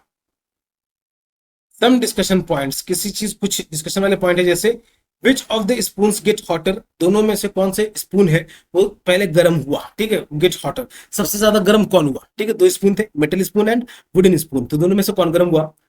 What does this experiment tell us about heat transfer along the two spoons. और ये एक्सपेरिमेंट हमें क्या बताता है हीट ट्रांसफर के रिगार्डिंग में? मतलब कि हीट यानी जो गर्म होता है, हॉटनेस हो गया, वो एक जगह से दूसरी जगह जो ट्रांसफर हो रहा है, तो इन दोनों स्पून्स में किस तरीके से ट्रांसफर हो रहा है। You may have noticed that the metal spoon is hotter to touch than the wooden spoon. तुमने ध्यान दिया होगा कि मेटल स्पून जो है वो ज्यादा गर्म है वुडन स्पून के कंपैरिजन में। Even though both spoons are immersed, यहां तक कि अगर दोनों स्पून्स को भी अगर डुबा के रखा जाए, immersed in the water of the same temperature and for the same time. ठीक है, तो दोनों स्पून को अगर सेम टेम्परेचर वाले पानी में रखा जाए और सेम टाइम के लिए अगर रखा जाए, तब भी मेटल स्पून जो है वो ज्यादा गर्म है in comparison to the wooden spoon. This shows that the heat transfer through the metal spoon making it hotter. तो इससे ये पता चलता है कि हीट जो है वो मेटल स्पून में ज्यादा जल्दी ट्रांसफर हुआ, जिसकी वजह से वो स्पून जो है वो और ज्यादा गर्म हो गया, which made it mostly heat hot. In contrast the wooden spoon transfers heat poorly. वहीं इसके विपरीत जो है वुडन स्पून में जो है, स्पून में जो वुडन मतलब लकड़ी का जो स्पून चम्मच था उसमें हीट जो है वो बहुत ही गर्म, बहुत ही अजीब तरीके से उसमें ना के बराबर ट्रांसफर हुआ है। मतलब कि ऊपर में भी छुएंगे तो वो गर्म नहीं रहेगा। ठीक है, हो सकता है कि उसके वाष्प इवेपोरेशन जो हो रहा होगा उसकी वजह से वो गर्म हो गया हो, लेकिन नॉर्मली हीट ट्रांसफर नहीं हुआ होगा उतना in comparison to that metal spoon. In such cases, the transfer of heat from one point to another of a material is called conduction. तो ऐसे केसेस में एक पॉइंट से दूसरे पॉइंट तक हीट का ट्रांसफर होना उसे हम लोग कंडक्शन कहते हैं। And materials that transfer heat are called conductors. ठीक है, और वो मटेरियल्स जिसमें हीट का ट्रांसफर हुआ है उसे हम लोग कंडक्टर कहते हैं। ठीक है, तो इन सच केसेस यानी वैसे केसेस में जिसमें हीट का ट्रांसफर हो रहा है एक पॉइंट से दूसरे मटेरियल में एक पॉइंट से दूसरे पॉइंट तक, तो उसे हम लोग कंडक्शन कहते हैं प्रोसेस में। ठीक है, और मटेरियल्स को कंडक्टर कहा जाता है। Based on the observations, तो अभी जो ऑब्जर्वेशंस पे ध्यान रखते हुए one can say that metals are good conductors of heat। तो इस ऑब्जर्वेशंस के आधार पे एक कह सकते हैं कि मेटल्स जो है वो हीट के गुड कंडक्टर्स है। अब हीट के गुड कंडक्टर्स कहने का मतलब कि हीट का ट्रांसफर जो है एक पॉइंट से दूसरे पॉइंट तक बहुत अच्छी तरीके से हो रहा है। Whereas wood is a poor conductor of heat। वहीं वुड यानी लकड़ी जो है वो पुअर कंडक्टर ऑफ हीट है, मतलब कि उसमें हीट का ट्रांसफर अच्छे तरीके से नहीं होता है। ठीक है, तो अब यहाँ पे कुछ टर्म्स हमारे पास उभर के आए हैं। सबसे पहला टर्म तो ये ध्यान रखना है कि हीट ट्रांसफर, हॉटनेस का ट्रांसफर जो है एक पॉइंट से दूसरे पॉइंट तक हो सकता है, खास स्पेशली मेटल्स में ज्यादा फास्टली होता है in comparison to non metals. अब उसमें क्या कि अगर ट्रांसफर हो रहा है तो वो किसकी वजह से हो रहा है, तो कंडक्शन की वजह से। अगर transfer of heat from one point two another of a material is called conduction. ठीक है, अगर हीट का ट्रांसफर होता है तो किसकी वजह से होगा, कंडक्शन की वजह से। ये प्रोसेस क्या रहता है हमारा, कंडक्शन।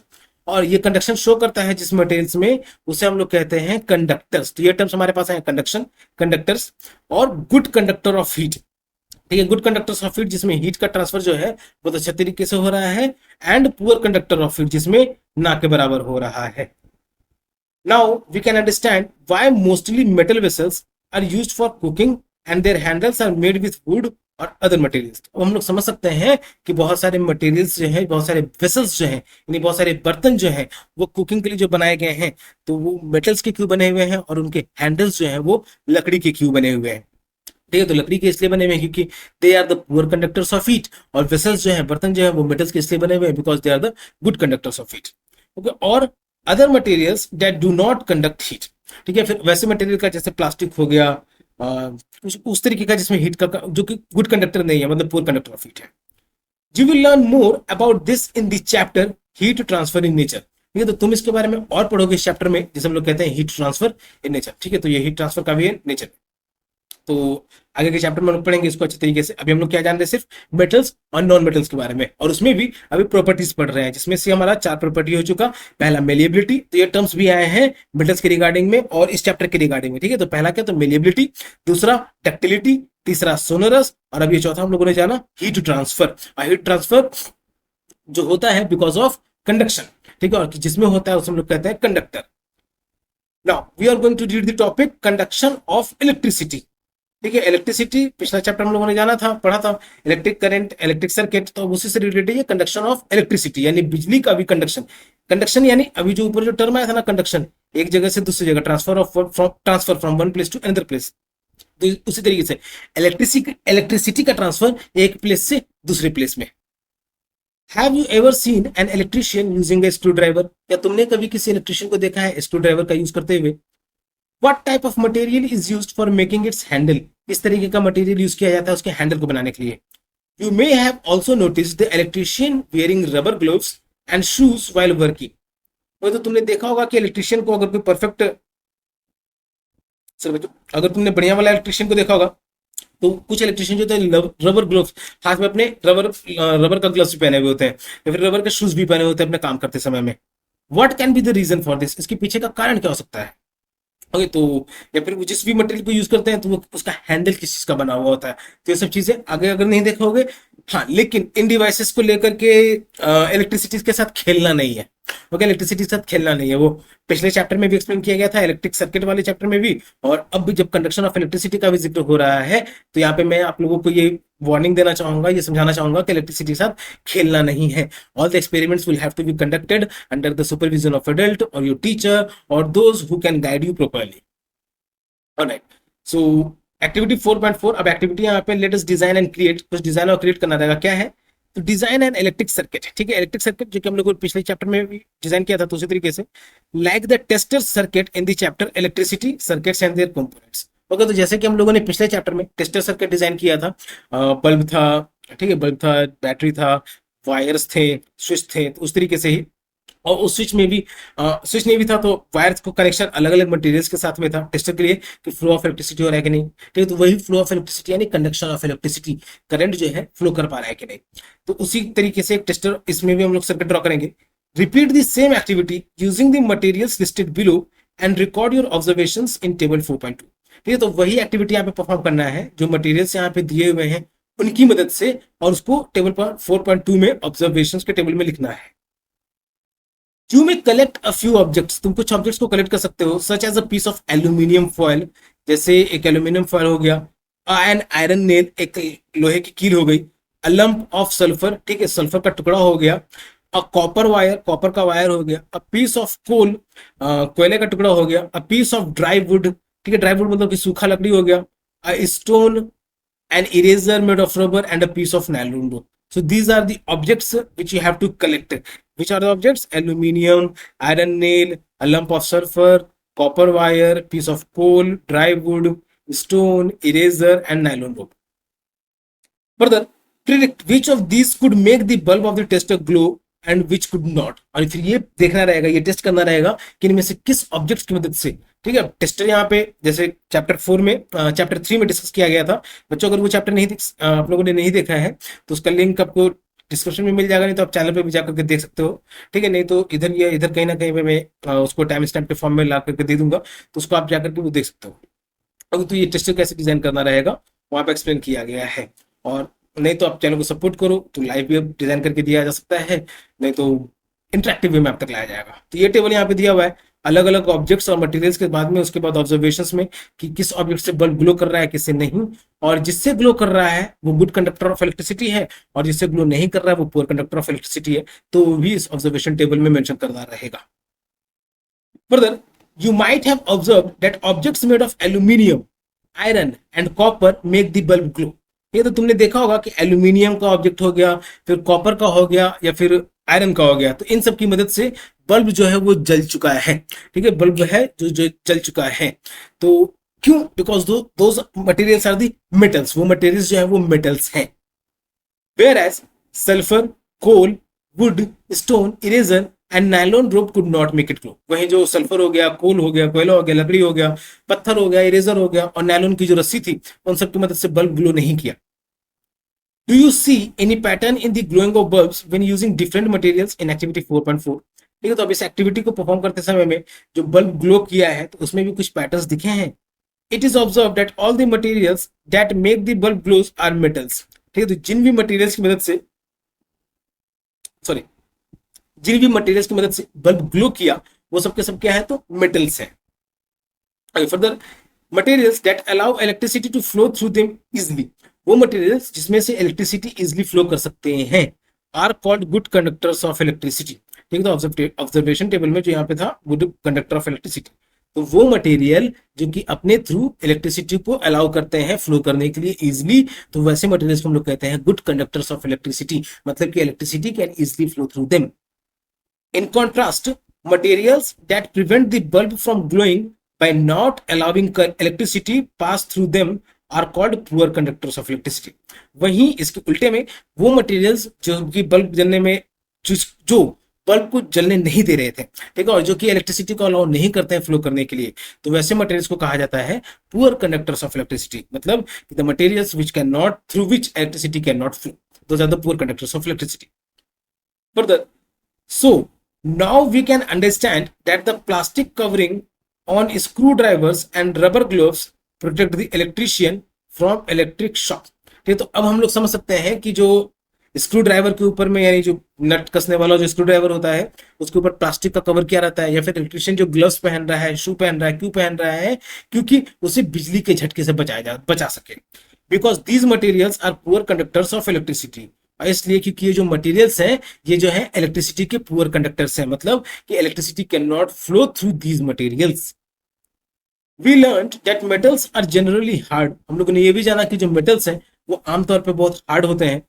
लश्चरस उनमें चमक होती है, मेलिएबल उनको हम लोग बीट करके शीट के फॉर्म में ब्रेक पतला कर सकते हैं, टक्टाइल उनको खींच के हम लोग वायर के फॉर्म में खींच सकते हैं, and good conductors of heat and electricity, and metals are also the good conductors of heat and electricity. ठीक है, वो क्या है कि उनमें से इलेक्ट्रिसिटी और हीट दोनों जो है ट्रांसफर हो सकता है एक पॉइंट से दूसरे पॉइंट तक आसानी से। Now let us learn how metals behave in the presence of air and water.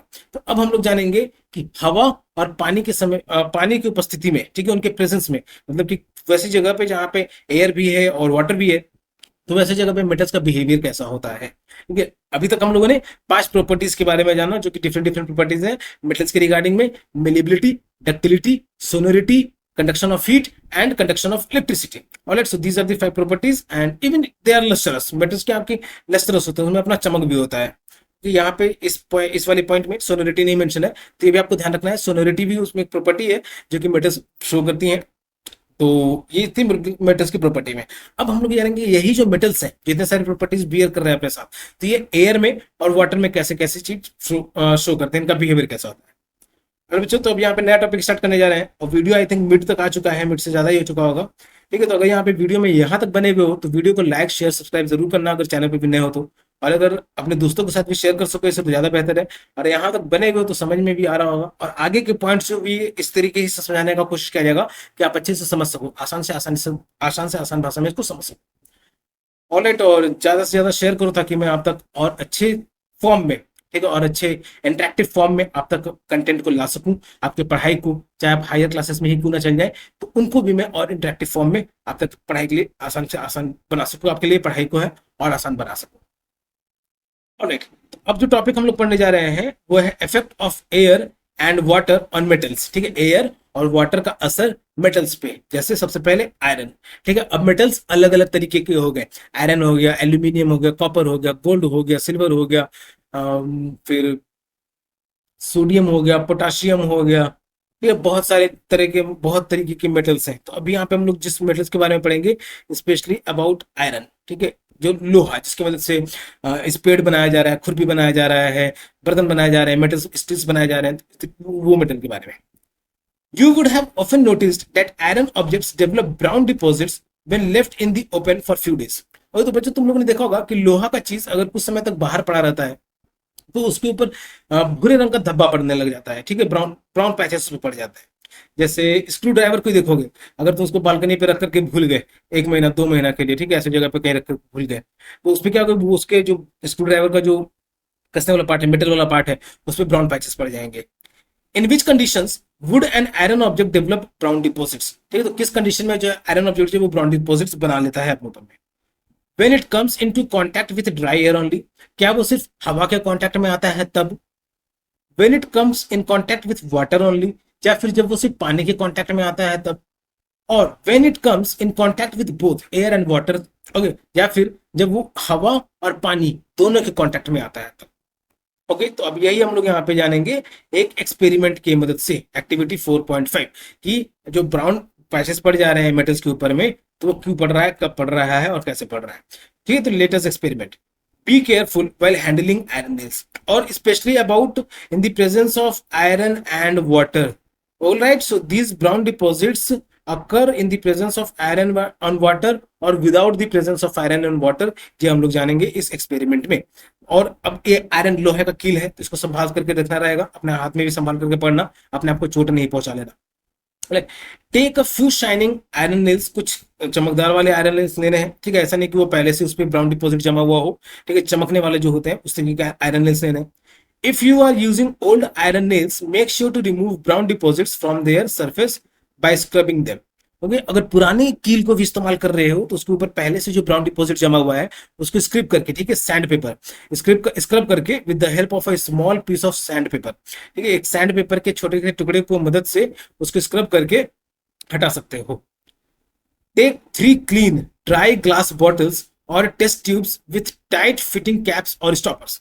ठीक है, तो 3 क्लीन एकदम साफ सुथरे रहने चाहिए सूखे हुए ग्लास के बॉटल्स और टेस्ट ट्यूब्स, या फिर वो टेस्ट ट्यूब रहे विथ टाइट फिटिंग कैप्स और स्टॉपर्स, एकदम कस जाए, पूरी तरीके से कस जाए, चाहे वो कैप हो या फिर स्टॉपर हो।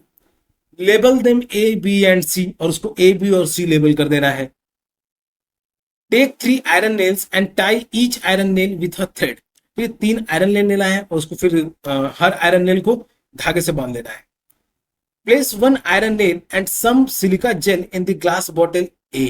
ये अब 3 ग्लास का बॉटल जो लिया गया है उसमें एक ग्लास बॉटल जो ए है उसमें सिलिका जेल के साथ रखते हुए आयरन नेल को उसमें फिक्स कर देना है। एंड टाइटन दी कैप और स्टॉपर। अब स्टॉपर है तो स्टॉपर, नहीं तो कैप जो है अगर, तो इस कैप को भी उसमें अच्छे से टाइट कर देना है। Silica gel makes the air dry. अब जो वो टाइटली टाइटली सील रहेगा, टाइटली पैक्ड रहेगा वो, तो उसके अंदर जो सिलिका जेल प्रेजेंट है वो उसके अंदर के हवा को भी ड्राई कर देगा। ड्राई कहने का मतलब कि उस हवा में से वाटर को कंप्लीटली एब्जॉर्ब कर देगा। ठीक है, वाटर का प्रेजेंस उसमें नहीं रहेगा। It is the substance that is used in small pouches in some medicine bottles. देखिए ये वो सब्सटेंस है, सिलिका जेल आप लोगों ने देखा होगा कि नया बॉटल अगर खरीदते हो, ठीक है, या फिर नया कोई भी चीज अगर ऐसी चीजें खरीदते हो जिसको नमी से बचाए रखना रहता है, पानी से बचाना रहता है, तो उसमें सिलिका जेल प्रेजेंट रहता है। नहीं तो वो मेडिसिन बॉटल्स में भी होता है, वाटर बॉटल्स में होता है, शू बॉक्सेस में भी होता है, टू कीप देम ड्राई। ठीक है, तो इनको रखा जाता था कि वो सब सूखे बने रहे, उसमें अगर हवा भी जाए तो वो हवा ड्राई रहा करे। तो इस तरीके से ही बॉटल ए में, ग्लास बॉटल ए में जिस तरीके से आयरन एल को थ्रेड के साथ टाइटली पैक किया गया है, तो इसको रखना रहेगा। Further place 1 iron nail in the glass bottle B. फिर दूसरा आयरन नेल को ग्लास बॉटल बी में रखना है। Pour freshly boiled and cooled water to remove dissolve gases. एकदम ताजा पानी को गर्म करना है और फिर उसको ठंडा भी कर देना है, उसको उस सेकंड वाले ग्लास में रखना है। Into it until the iron nail is completely dipped in it. तब तक कि आयरन नेल जो है वो पूरी तरीके से डूब ना जाए उस पानी में। Now pour some oil from to form a layer over the surface of the water. और अब कुछ तेल डाल देना है। ठीक है, यहाँ पे ग्लास में, बी वाले ग्लास में देख सकते हो कि ऊपर में क्या रखा गया, तो ऑयल रखा गया है जो कि वाटर के ऊपर में एक लेयर बना लेगा। ठीक है, अब ये लेयर क्या है कि हवा नीचे नहीं जाने देगा। नीचे में आयरन नेल सिर्फ वाटर के कांटेक्ट में रहेगा, एयर के कांटेक्ट में नहीं रहेगा। ठीक है, तो ग्लास ए में क्या है कि नेल जो है वो सिर्फ एयर के कांटेक्ट में रहेगा, जिसमें मॉइस्चर का प्रेजेंस नहीं रहेगा, नमी प्रेजेंस नहीं रहेगा। लेकिन ग्लास बी में क्या है, सिर्फ वाटर, ठीक है, मॉइस्चर रहेगा लेकिन एयर नहीं रहेगा। The layer of oil on the surface of the water prevents the air from dissolving in the water। ठीक है, अब ये जो सॉइल का ऑयल का जो लेयर बन गया ऊपर में, तो ये जो ये आयरन एयर को बचाएगा कि वो हवा पानी में ना मिल सके। ठीक है, अलग अलग एक्सपेरिमेंट परफॉर्म करने थे। पहला आयरन नेल जो है एयर के प्रेजेंट में, दूसरा सिर्फ वाटर के प्रेजेंट में, और तीसरा एयर एंड वाटर दोनों के प्रेजेंट में। ठीक है, तो दो ग्लास के बॉटल जो थे, जिसे स्टॉपर की मदद से नहीं तो कैप की मदद से टाइट किया गया है, एयर और एक में एयर के लिए किया गया, दूसरे में वाटर के लिए किया गया। अब तीसरा ग्लास जो है ग्लास सी, इसमें एयर एंड वाटर दोनों प्रेजेंट रहेंगे। इस तरीके से इसको फिक्स करना रहेगा। ओके, तो place 1 iron nail in the glass bottle C. अब ग्लास बॉटल सी में आयरन नेल डालना है। And pour some water so that the iron nail is partially dipped. ठीक है, और पानी को इस तरीके से रखना है कि आयरन नेल जो है वो पार्शियली, आधा अधूरा उसमें डूबा रहे। Keep this glass bottle unstoppered. ठीक है, और इस ग्लास बॉटल को ना कैप से बंद करना है, ना स्टॉपर से बंद करना है, किसी चीज से नहीं, इसको बस ऊपर से भी खुला रखना है। This allows the iron nail to come into contact with both water and air as shown in figure 4.4 C. ठीक है, तो अब इस तरीके से जो फिगर 4.4 सी में दिया हुआ है, अब इस तरीके से जो आयरन नेल है वो एयर के प्रेजेंट में भी रहेगा और वाटर के भी प्रेजेंट में रहेगा। Further place all the glasses bottles and undisturbed eight room temperature and observe the change for 8 to 10 days। ये सारे के सारे ग्लासेस जो हैं इनको 8 से 10 दिन के लिए अपने ऑब्जर्वेशन में रखना रहेगा, एक ऐसे जगह पे जहां पे उसको बार बार हिलाना डुलाना ना पड़े। ठीक है, उसको रख दो तो रखा ही रहे वो। और 8-10 दिन तो यहाँ पे लिखा हुआ है, आप अपने हिसाब से भी इसको बढ़ा सकते हो। ठीक, जितने ज्यादा दिन तक इसको परफॉर्म करोगे उतना ज्यादा बेटर रिजल्ट आपको देखने को मिलेगा। Record your observation in table 4.3। Conditions: presence of air yes or no, presence of air yes or no, and observations for glass bottle A B and C। ठीक है, ए बी और सी में presence of air yes था कि नहीं, no था, और फिर ऑब्जर्वेशंस क्या रहा, तो उसके बेसिस पे टेबल फिल करना रहेगा। Alright, further what can you conclude from this experiment. इस एक्सपेरिमेंट से तुम क्या कंक्लूड कर सकते हो। It is observed in glass bottles A and B that the iron nails do not show any brown deposits. नहीं तो ग्लास बॉटल ए और बी में ये देखने को मिलेगा कि उनके ऊपर कोई भी ब्राउन डिपॉजिट नहीं हुआ है। What does this observation indicate. और इस ऑब्जर्वेशन से क्या पता चल रहा है, इससे this indicates that brown deposits और discoloration on the iron nails do not develop when the iron nail is kept in dry air alone और वाटर अलोन। नहीं तो इस ऑब्जर्वेशन से यही पता चल रहा है कि ब्राउन डिपॉजिट जो है आयरन नेल पे नहीं होता है अगर उसे सिर्फ हवा में रखा जाए या फिर सिर्फ पानी में रखा जाए।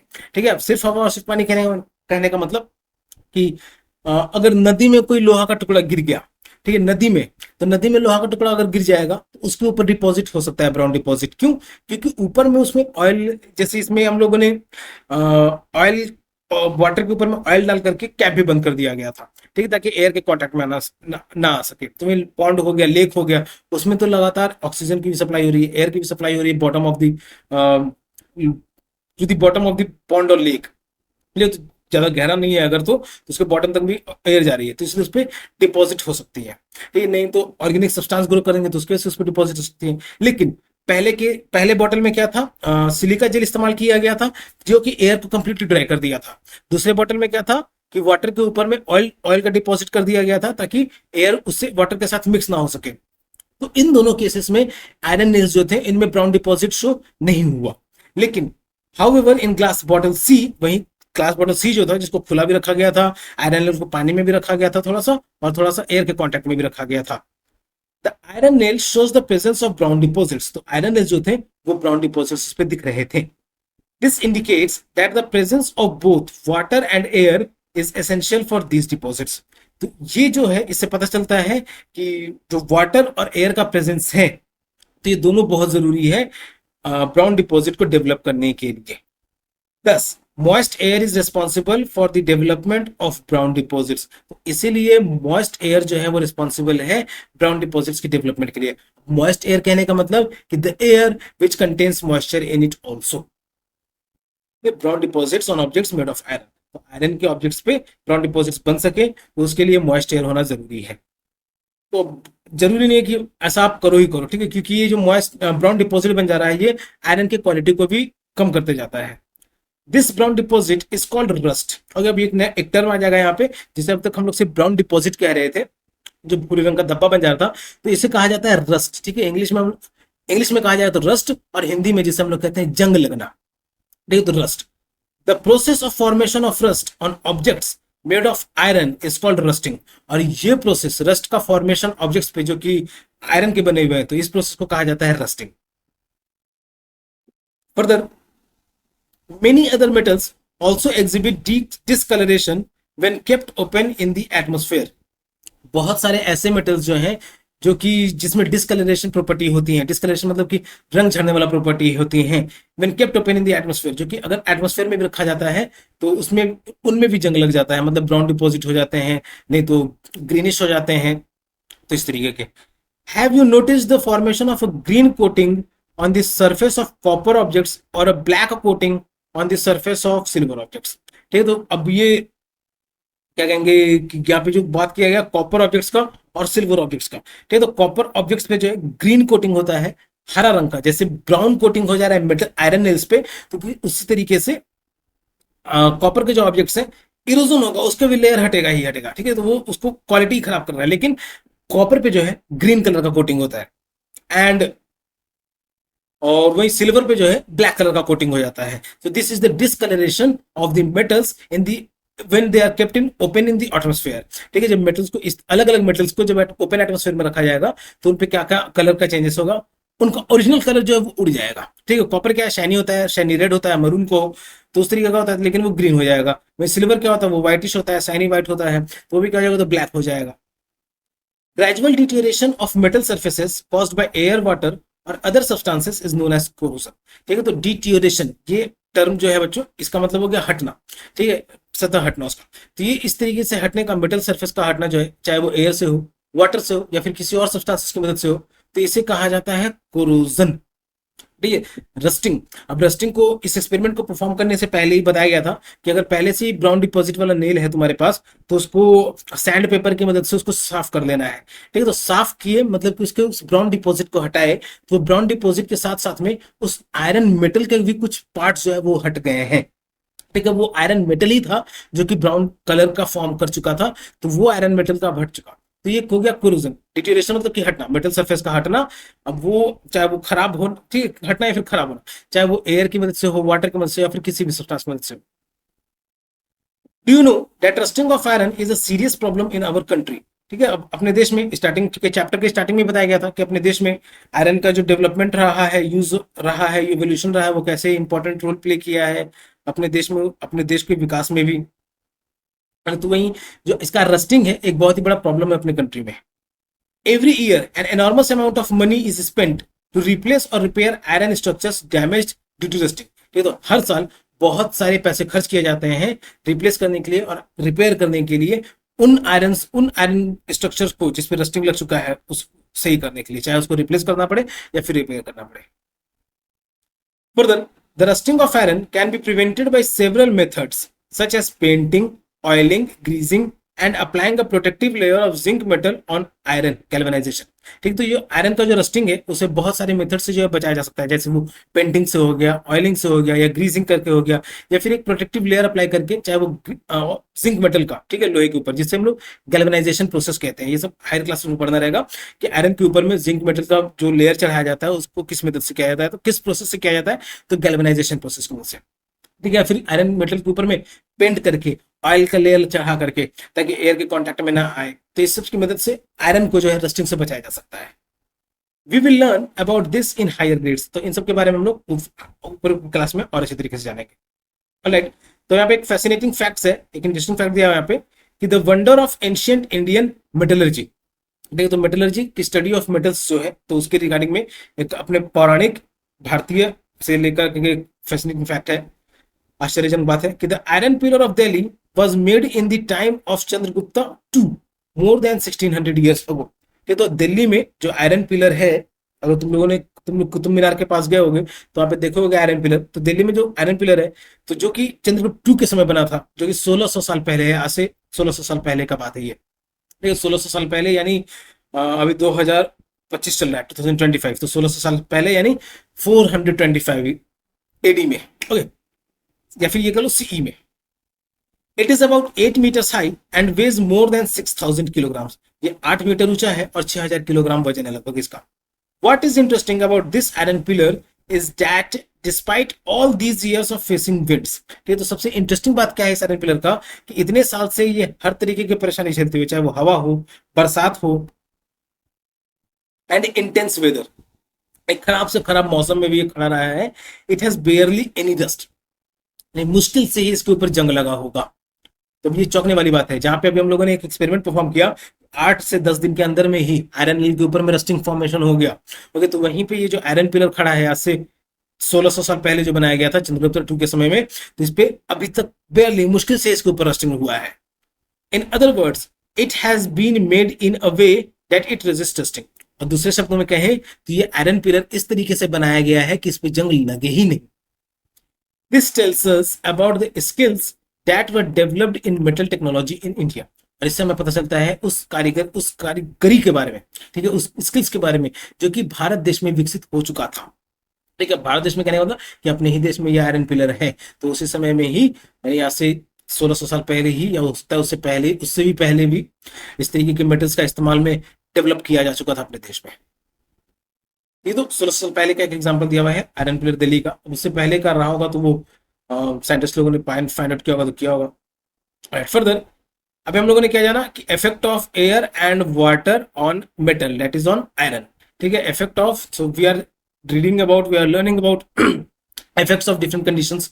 Now we are going to understand effect of air and water on other metals.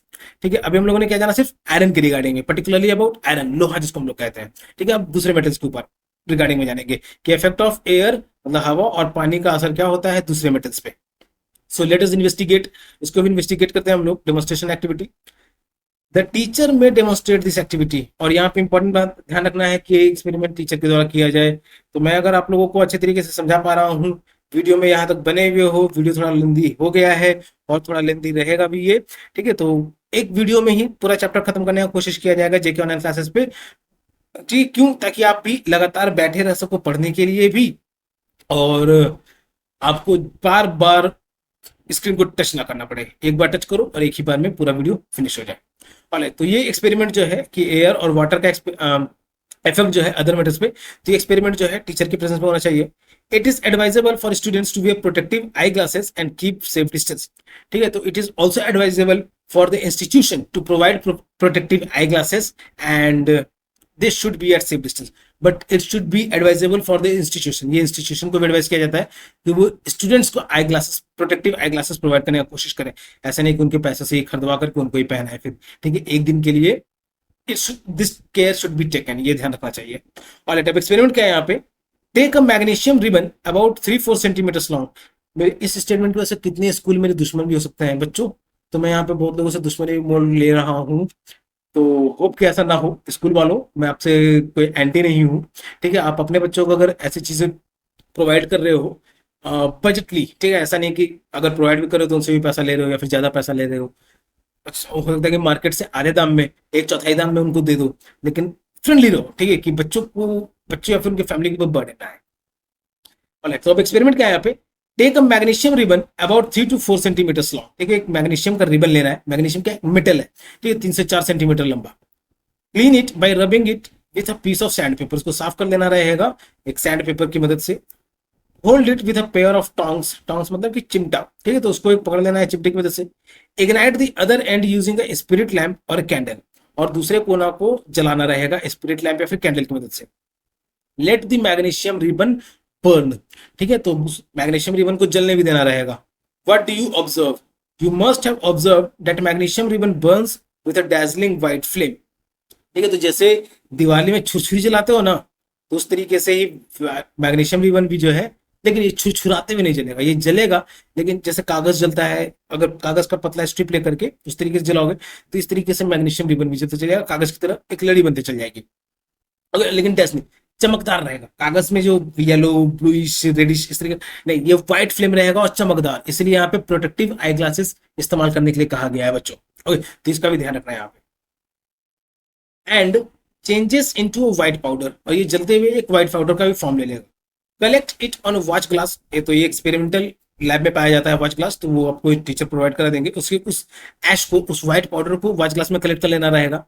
This powder is magnesium oxide, और ये जो पाउडर हमें मिला ये मैग्नीशियम ऑक्साइड है, ठीक है। हम लोगों ने बर्न किसको किया, मैग्नीशियम रिबन को, ठीक है। बर्न होने के बाद व्हाइट पाउडर बना, तो ये व्हाइट पाउडर क्या है, मैग्नीशियम ऑक्साइड। इट मींस कि oxygen is mixed with magnesium in this powder.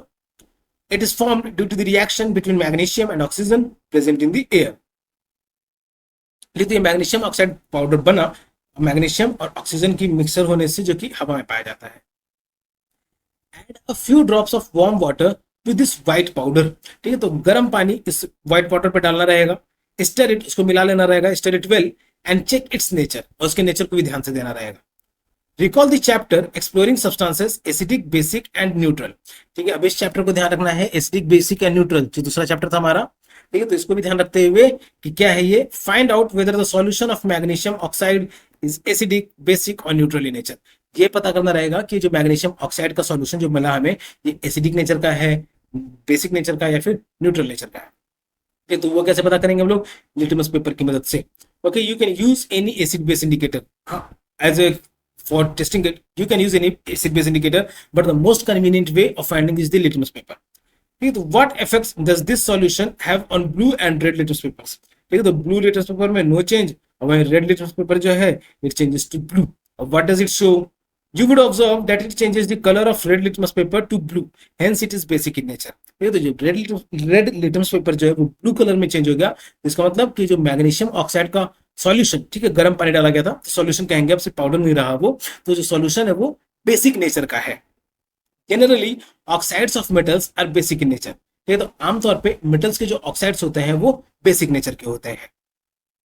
We will discuss this burning of magnesium ribbon further in the chapter changes around us, ठीक है, तो ये जो जलाया गया है, बनाया कह रहा था, ये जो जलाया गया मैग्नीशियम रिबन को, इसको हम लोग और आगे के चैप्टर में अच्छी तरीके से जानेंगे, changes around us physical and chemical में, ठीक है। तो ये आगे का चैप्टर रहेगा फिजिकल एंड केमिकल चेंजेस, तो इसमें चेंजेस अराउंड अस, तो इसमें हम लोग और डिटेल से इसको जानेंगे बर्निंग ऑफ मैग्नीशियम रिगार्डिंग में।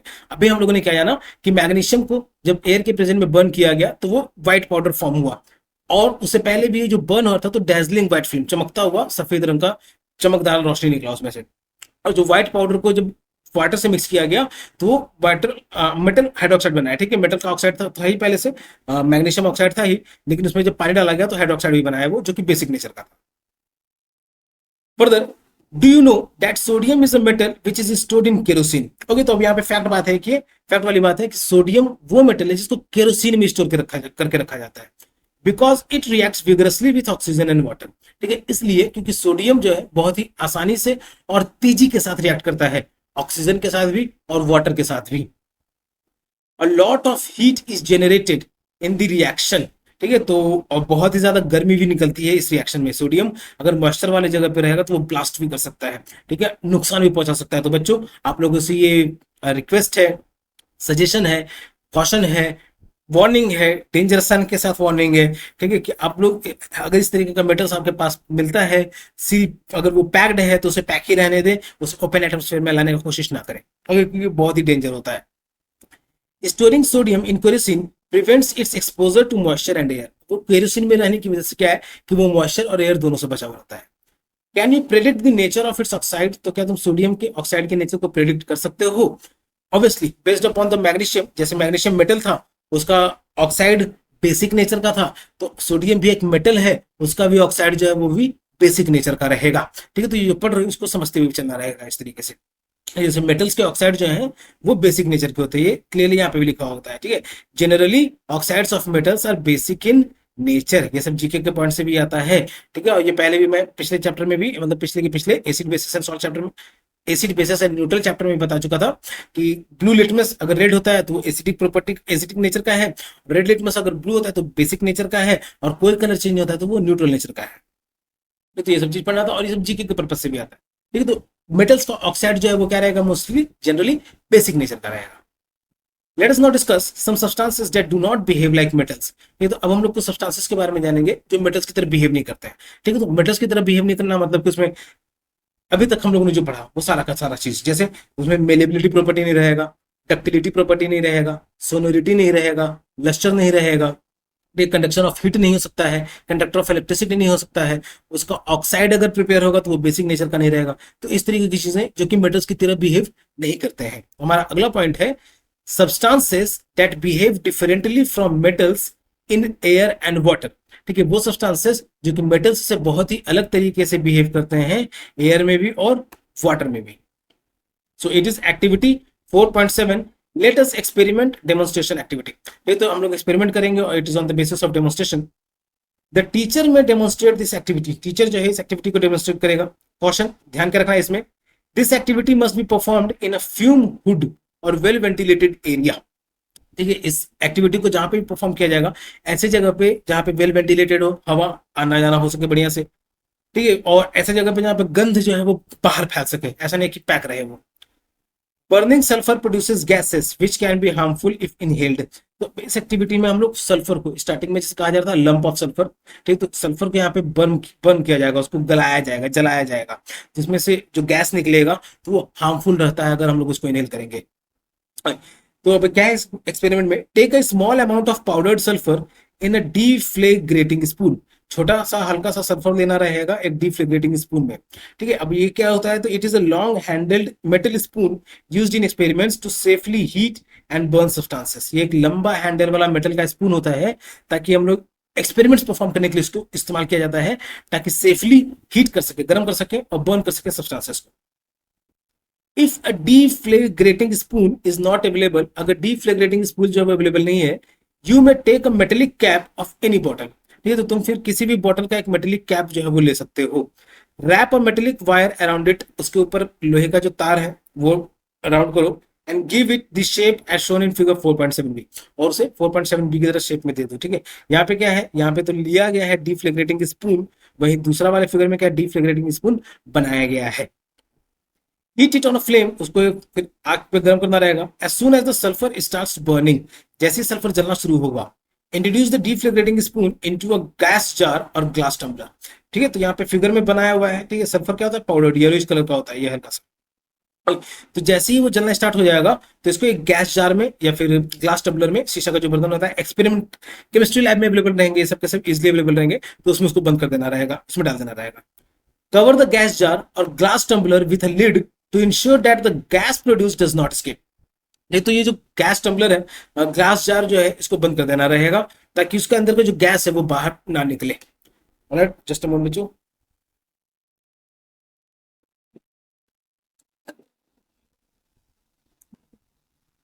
तो अब ये जो डीफ्लेग्रेटिंग कैप जिसमें सल्फर रखा गया था, या फिर डीफ्लेग्रेटिंग स्पून जिसमें सल्फर का पाउडर को गर्म किया गया था, और जब वो चलना स्टार्ट हुआ तो उसको फिर इस गैस जार में और ग्लास टम्बलर में रखा गया, और उसको उस ग्लास टम्बलर को फिर बंद भी किया गया ताकि उसमें से हवा गैस जो बाहर ना निकले। Remove the lid after 3-4 minutes and take out the deflagrating spoon. अब उस लिड को, यानी जो ढक्कन था, उसको हटा देना रहेगा और उस स्पून को निकाल लेना रहेगा। Add a small quantity of water into the gas jar. ठीक है, अब कुछ पानी की मात्रा उस गैस जार में डालना रहेगा। Quickly place the lid back and shake it so that the gas dissolves. ठीक है, अब फिर तुरंत से ही उस लिड को वापस रख दो और उसको अच्छे से शेक कर दो ताकि गैस जो है वो मिल सके उसमें, वाटर में उसमें अच्छे से मिल सके। ठीक है, अब क्या होगा कि डीफ्लेग्रेटिंग इसको, जिसमें सल्फर को बर्न किया गया था, उसको निकाल देना रहेगा ताकि सल्फर पूरी तरीके से जल के उसका जो गैस है वो सब उसके अंदर पैक हो जाए। Again recall the chapter exploring substances acid basic and neutral. ठीक है, तो अब फिर से वो इस चैप्टर को ध्यान रखना है, याद करना है एसिड बेसिक और न्यूट्रल में कि using an acid base indicator, इस एसिड बेस इंडिकेटर की मदद से check whether the solution obtained after the addition of water to the gas jar is acidic, basic और न्यूट्रल। ठीक, तो ये भी ध्यान रखना रहेगा, ये भी चेक करना रहेगा कि जो एसिडिक गैस जार में जो एसिडिक जो गैस था और वाटर मिलाने के बाद भी वो एसिडिक नेचर का है, बेसिक नेचर का, या फिर न्यूट्रल नेचर का है। व्हाट डू यू ऑब्जर्व, क्या ध्यान दिया तुमने? तो let us read here, you would observe that it is acidic in nature. ठीक है, तो ये पता चलेगा कि एसिडिक नेचर का। वो मैं कैसे पता चलेगा? तो जब हम लोग ब्लू लिटमस पेपर को उसमें टच कराएंगे उस सॉल्यूशन में, तो वो रेड कलर का हो जाएगा, और रेड लिटमस पेपर को जब टच कराएंगे तो उसमें नो कलर चेंजेस होंगे। ठीक है, तो इससे क्या पता चलेगा कि वो एसिडिक नेचर का है। क्यों? क्योंकि blue litmus paper turned to red. Alright, तो further on burning sulphur in air, sulphur को हवा में जलाने से, यानी in the presence of oxygen, sulphur dioxide gas is formed. ठीक है, तो सल्फर को हवा में जलाने से, यानी ऑक्सीजन के प्रेजेंस में जलाने से सल्फर डाइऑक्साइड जो है वो बना। On dissolving sulphur dioxide gas in water, sulphur dioxide gas को पानी में डिसॉल्व करने से, मिलाने से सल्फ्यूरस एसिड इज फॉर्म्ड। ठीक है, तो सल्फ्यूरस एसिड भी बना। Does sulphur behave in water the same way metals do? ठीक है, तो क्या सल्फर उसी तरीके से बिहेव किया जैसे मेटल्स करते थे? नो। ठीक है, पहली बात तो उसकी सल्फर ब्रिटल था, उसको हथौड़े से पीट करके वो मेलेबल भी नहीं था कि उसे थिन शीट्स में लाया जा सके, या फिर उसे डक्टाइल भी नहीं था कि उसे वायर के फॉर्म में लाया जा सके, वो सोनरस भी नहीं था कि अगर वो उसे पीटा जाए तो उसमें रिंगिंग का साउंड निकले। देखिए, तो ये मेटल्स का प्रॉपर्टी तो शो नहीं किया, बिहेवियर नहीं शो किया, और यहाँ तक कि इसका केमिकल प्रॉपर्टी, अभी हम लोगों ने जो डिस्कस किया एसिडिक, बेसिक या फिर न्यूट्रल, तो क्या कहलाए? Chemical property. ओके, तो इसका केमिकल प्रॉपर्टी भी ऑक्साइड पानी से मिलाने के बाद भी ये एसिडिक नेचर का निकला। वही मेटल्स जो थे उसका ऑक्साइड क्या था? तो बेसिक नेचर का था। ठीक है, तो obviously and clearly it is no. Further एक और एक्टिविटी अब यहाँ पे लेट अस एक्सप्लोर, और अच्छे से डिटेल में जानेंगे यहाँ पे क्या है। तो take some sulphur powder in a glass tumbler, तो इसे सल्फर पाउडर को ग्लास टम्बलर में लेना रहेगा। Add small amount of water to it, what do you observe? और तुम क्या देखते हो? You may have noticed that there is no reaction when sulphur is placed in water. ये तो तुम ये देखोगे कि कोई भी रिएक्शन नहीं हो रहा है जब सल्फर पानी में प्रेजेंट है। तो why? Substances like sulfur and phosphorus behave differently with air and water than metals. तो सल्फर हो गए, फॉस्फोरस हो गए, इस तरीके के सब्सटेंसेस बहुत ही अलग तरीके से बिहेव करते हैं जब वो वाटर और एयर के कांटेक्ट में आते हैं in comparison to metals.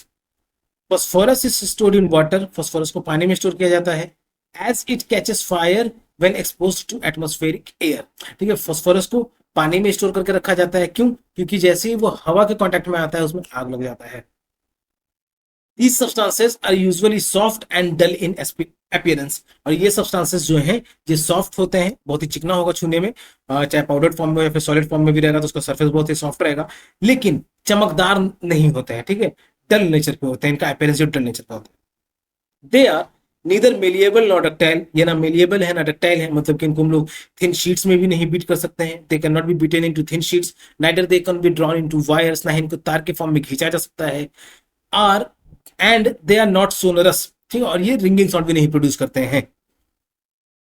They are also poor conductors of heat and electricity, और ये जो है हीट और इलेक्ट्रिसिटी के पुअर कंडक्टर्स भी होते हैं। These are called non metals, तो इन्हें कहा जाता है non metals. They are oxides are acidic in nature, इनके ऑक्साइड्स जो है वो एसिडिक नेचर के होते हैं। सम अदर नॉन मेटल्स और oxygen, hydrogen, nitrogen, carbon etcetera. ठीक है, कुछ दूसरे नॉन मेटल्स जो हो गए जैसे ऑक्सीजन हो गया, हाइड्रोजन हो गया, नाइट्रोजन हो गया, कार्बन हो गया, ये सब क्या हो गया? नॉन मेटल्स हो गए, मतलब कि मेटल्स से इनका प्रॉपर्टी बहुत ही डिफरेंट रहेगा। These must not be confused with materials such as plastic, glass, wood, rubber and paper. हाँ, अब ये जो मेटल्स नॉन मेटल्स का यानी जो मटेरियल्स का नाम दिया गया है, जैसे ऑक्सीजन हो गया, हाइड्रोजन हो गया, नाइट्रोजन हो गया और कार्बन हो गया, तो इनको इन मटेरियल्स से कंफ्यूज नहीं होना है। जैसे प्लास्टिक हो गए, ग्लास हो गए, वुड हो गए, रबर हो गए और पेपर हो गए। नहीं, बहुत जमीन आसमान का फर्क है, बहुत जमीन आसमान का अंतर है इन सब चीजों के बीच में। ठीक है, जैसे मेटल्स अलग ही है, नॉन मेटल्स अलग ही है, लेकिन ये जो मटेरियल्स हैं, इन मटेरियल्स से भी इनको कंफ्यूज नहीं होना है। These materials are not classified as metals or non-metals because they are not elements. ठीक है, तो इन मटेरियल्स को मेटल्स और नॉन मेटल्स से क्लासिफाई नहीं किया सकता है क्योंकि ये एलिमेंट्स के नहीं होते हैं। ठीक है, ये एलिमेंट्स नहीं होते हैं। ठीक है, इनको ये मटेरियल्स जो है मेटल्स और नॉन मेटल्स के बने हुए हो सकते हैं। ठीक है, ये मटेरियल जो है मेटल्स और नॉन मेटल्स के बने हुए हो सकते हैं, लेकिन इनको मेटल और नॉन मेटेलिक नहीं कहा जा सकता है क्योंकि ये सब एलिमेंट्स नहीं है। ओके, यहाँ तक अगर आपको समझ में आ गया बच्चों, तो डाइव डीपर यहाँ पे दिया हुआ है। उसके रिगार्डिंग क्या है कि metals and non metals are sub categories of substances called elements. Metals और नॉन मेटल्स जो हैं वो एलिमेंट्स के सब कैटेगरीज हैं। An element is a substance, एक एलिमेंट सब्सटेंस है that can not be broken down into simpler substances. ठीक है, तो एलिमेंट वो सब्सटेंस है जिससे सिंपलर सब्सटेंसेस में और तोड़ा नहीं जा सकता है। Presently 118 elements are known. अभी के समय में 118 एलिमेंट्स नजर में है, जानकार में है। These elements are the basic building blocks of all matter. ये जितने भी मैटर पाए जाते हैं नेचर में, तो उनकी बेसिक बिल्डिंग ब्लॉक्स हैं। सम आर नेचुरली अकरिंग, कुछ जो है नेचुरली अकरिंग है, मतलब कि नेचर में प्रेजेंट है by default, while others are artificially made in the laboratory. तो there are total 118 mentioned in this, कि 118 एलिमेंट्स हैं, 118 एलिमेंट्स हैं मेटल्स और नॉन मेटल्स की कैटेगरी में। तो these all of them are the building blocks of metals, but some of them are naturally occurring. कुछ जो है नेचुरली occurring है कि नेचर में पाए जाते हैं, और कुछ आर्टिफिशियली प्रिपेयर्ड है लेबोरेटरी में, and do not exist in nature, वो नेचर में नहीं पाया जाता है। You will study more about elements in higher grades, और इन एलिमेंट्स के बारे में हायर क्लासेस में और अच्छे तरीके से आप लोग जानोगे बच्चों। ओके, तो अभी हम लोगों ने क्या जाना कि डिफरेंट टाइप ऑफ मेटल्स के, ठीक है, बिहेव डिफरेंट फ्रॉम मेटल्स। वैसे मटेरियल्स के जो कि मेटल से अलग है, तो उनका बिहेवियर क्या है एयर और वाटर में। ठीक है, तो एयर में जैसे कि बर्न किया गया सल्फर को, तो उसको फिर वाटर में मिलाया गया, तो वो एसिडिक नेचर का शो किया। वही फॉस्फोरस जैसे मटेरियल के बारे में हम लोगों ने जाना कि उसको पानी में स्टोर करके रखा जाता है, क्योंकि अगर वो हवा के कांटेक्ट में आएगा, एटमोस्फेरिक एयर के कांटेक्ट में आएगा, तो वो आग लग जाएगा उसमें, फॉस्फोरस में। ओके, तो अब हम लोग एक और टॉपिक पढ़ने जा रहे हैं। I think it is the last topic for this chapter. Are non metals essential in everyday life? क्या नॉन मेटल्स जो है बहुत ही एसेंशियल है, कामगर चीज है, काम की चीजें हैं हमारे रोजमर्रा की जिंदगी में? वो तो अगला टॉपिक है हमारा कि all non metals essential in everyday life. अब इसके रिगार्डिंग क्या है, you often observe many metals in your day to day life because of their distinct properties. ठीक है, तो तुम अपने दिन भर रोजमर्रा की जिंदगी में बहुत सारे मेटल्स को तुमने ऑब्जर्व किया होगा। ठीक है, क्यों? उनके अलग अलग प्रॉपर्टीज की वजह से। जैसे लोहा का बना हुआ गाड़ी देखा होगा, लोहा, गेट का हैंडल लोहा का हो गया। ठीक है, नहीं तो गेट का खिलौने से खेल रहे हो तो वो लोहा का हो सकता है। हो सकता है कि आप फोन का चार्जर का जो पिन है वो लोहा का बना हुआ है। ठीक है, तो बहुत सारे, बकेट का हैंडल है वो मेटल का बना हुआ है, उसमें भी हैंडल को लोहा, आपको ज्यादा गड़े नहीं है तो उसमें प्लास्टिक लगा हुआ है। तो इस तरीके से मेटल्स का अलग अलग यूज आपने देखा, अभी तक देखते आते भी है अपने डेली लाइफ में। Such as their lustrous nature and these are the properties. ठीक है, उसका चमकदार प्रॉपर्टी, जैसे चमकने का property, heat and electrical conductivity. Metals में से जो है हीट और इलेक्ट्रिसिटी भी जो है वो कंडक्ट हो सकता है, कंडक्शन हो सकता है उसमें। एंड हायर स्ट्रेंथ, उनमें ताकत बहुत होती है मेटल्स में, वो ज्यादा लोड्स है बेयर कर सकते हैं। However, this should not give an impression in your mind that non-metals are not important in our lives. तो अब इससे ये अपने दिमाग में नहीं बैठा लेना है कि हमारी जिंदगी में, हमारे रोजमर्रा की भी जिंदगी में नॉन मेटल्स का काम नहीं है। ओके, जितने मेटल्स हैं उससे ज्यादा नॉन मेटल्स भी हैं। वी ब्रीथ इन ऑक्सीजन, हम लोग ऑक्सीजन सांस लेते हैं, which is a non metal, जो कि नॉन मेटल है। And without it we would not be able to survive, और इस नॉन मेटल की मदद के बगैर हम लोग जिंदा भी नहीं रह पाएंगे। Can you think of any other uses of oxygen? क्या तुम ऑक्सीजन के और भी इस्तेमाल के बारे में सोच सकते हो? तो carbon is essential in everyday life because it is the building block of all life forms. ठीक है, तो एक दूसरा मटेरियल हो गया कार्बन, जो कि बहुत ही रोजमर्रा की जिंदगी में बहुत ही काम की चीज है, क्योंकि ये बिल्डिंग ब्लॉक ऑफ लाइफ है। इट इज अ की component of proteins, fats and carbohydrates. ये तो ये प्रोटीन, फैट और कार्बोहाइड्रेट, ठीक है, तो ये क्या है, जो न्यूट्रिशंस में, ठीक है, न्यूट्रिएंट्स है जो हमें अपने फूड से मिलता है। नहीं तो इन सबके ये की कंपोनेंट है, protein, fat and carbohydrate, which are necessary for growth and energy. ठीक है, तो ये कार्बोहाइड्रेट हो गया, फैट हो गया, प्रोटीन हो गया, these are the nutrients which are growth for our body, for our for energy, which gives us energy to work, and all of them are made up of carbon, which is a non-metal.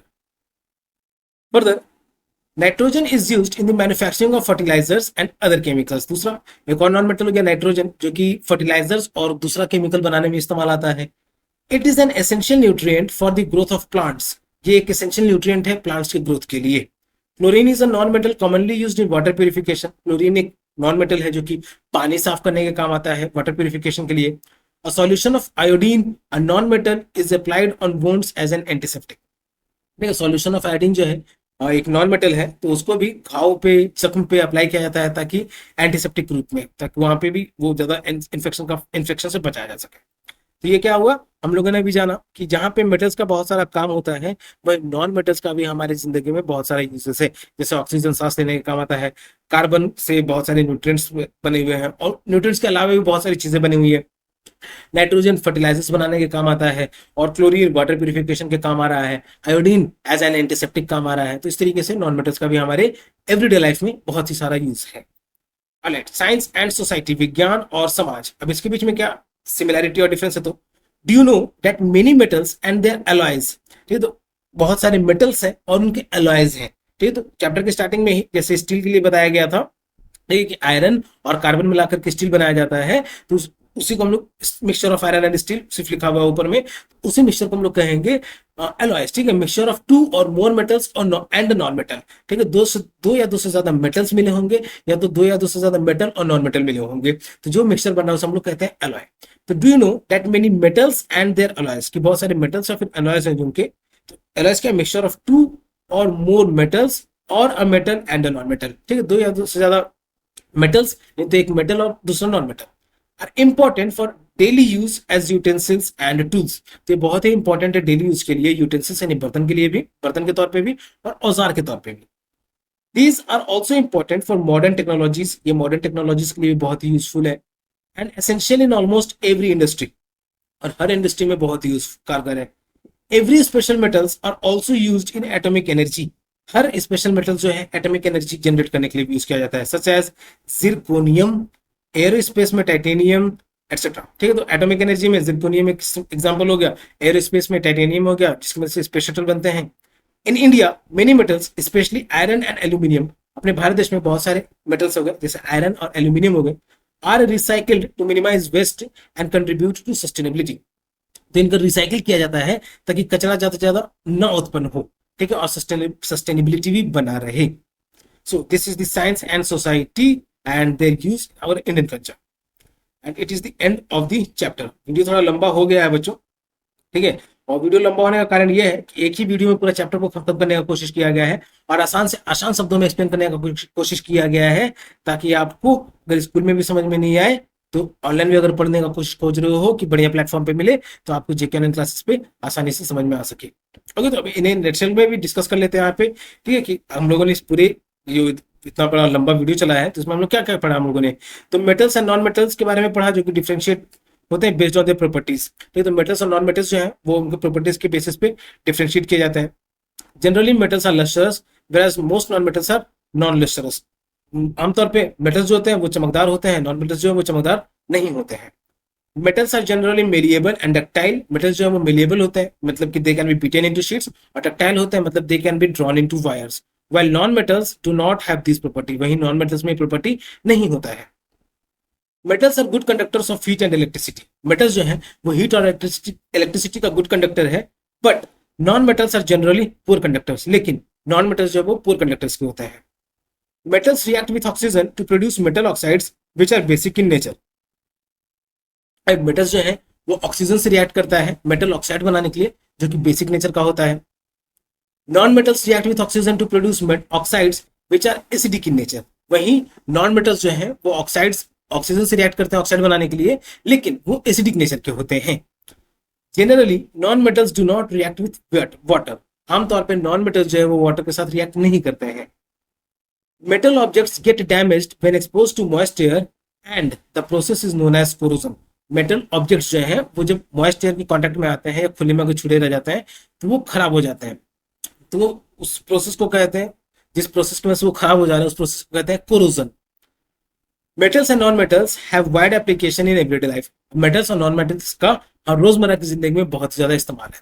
Okay, अब इसमें एक term नहीं describe किया गया है, conduction, ठीक है, transfer of heat from one point two another point, conduction, ठीक है। और the rust is the brown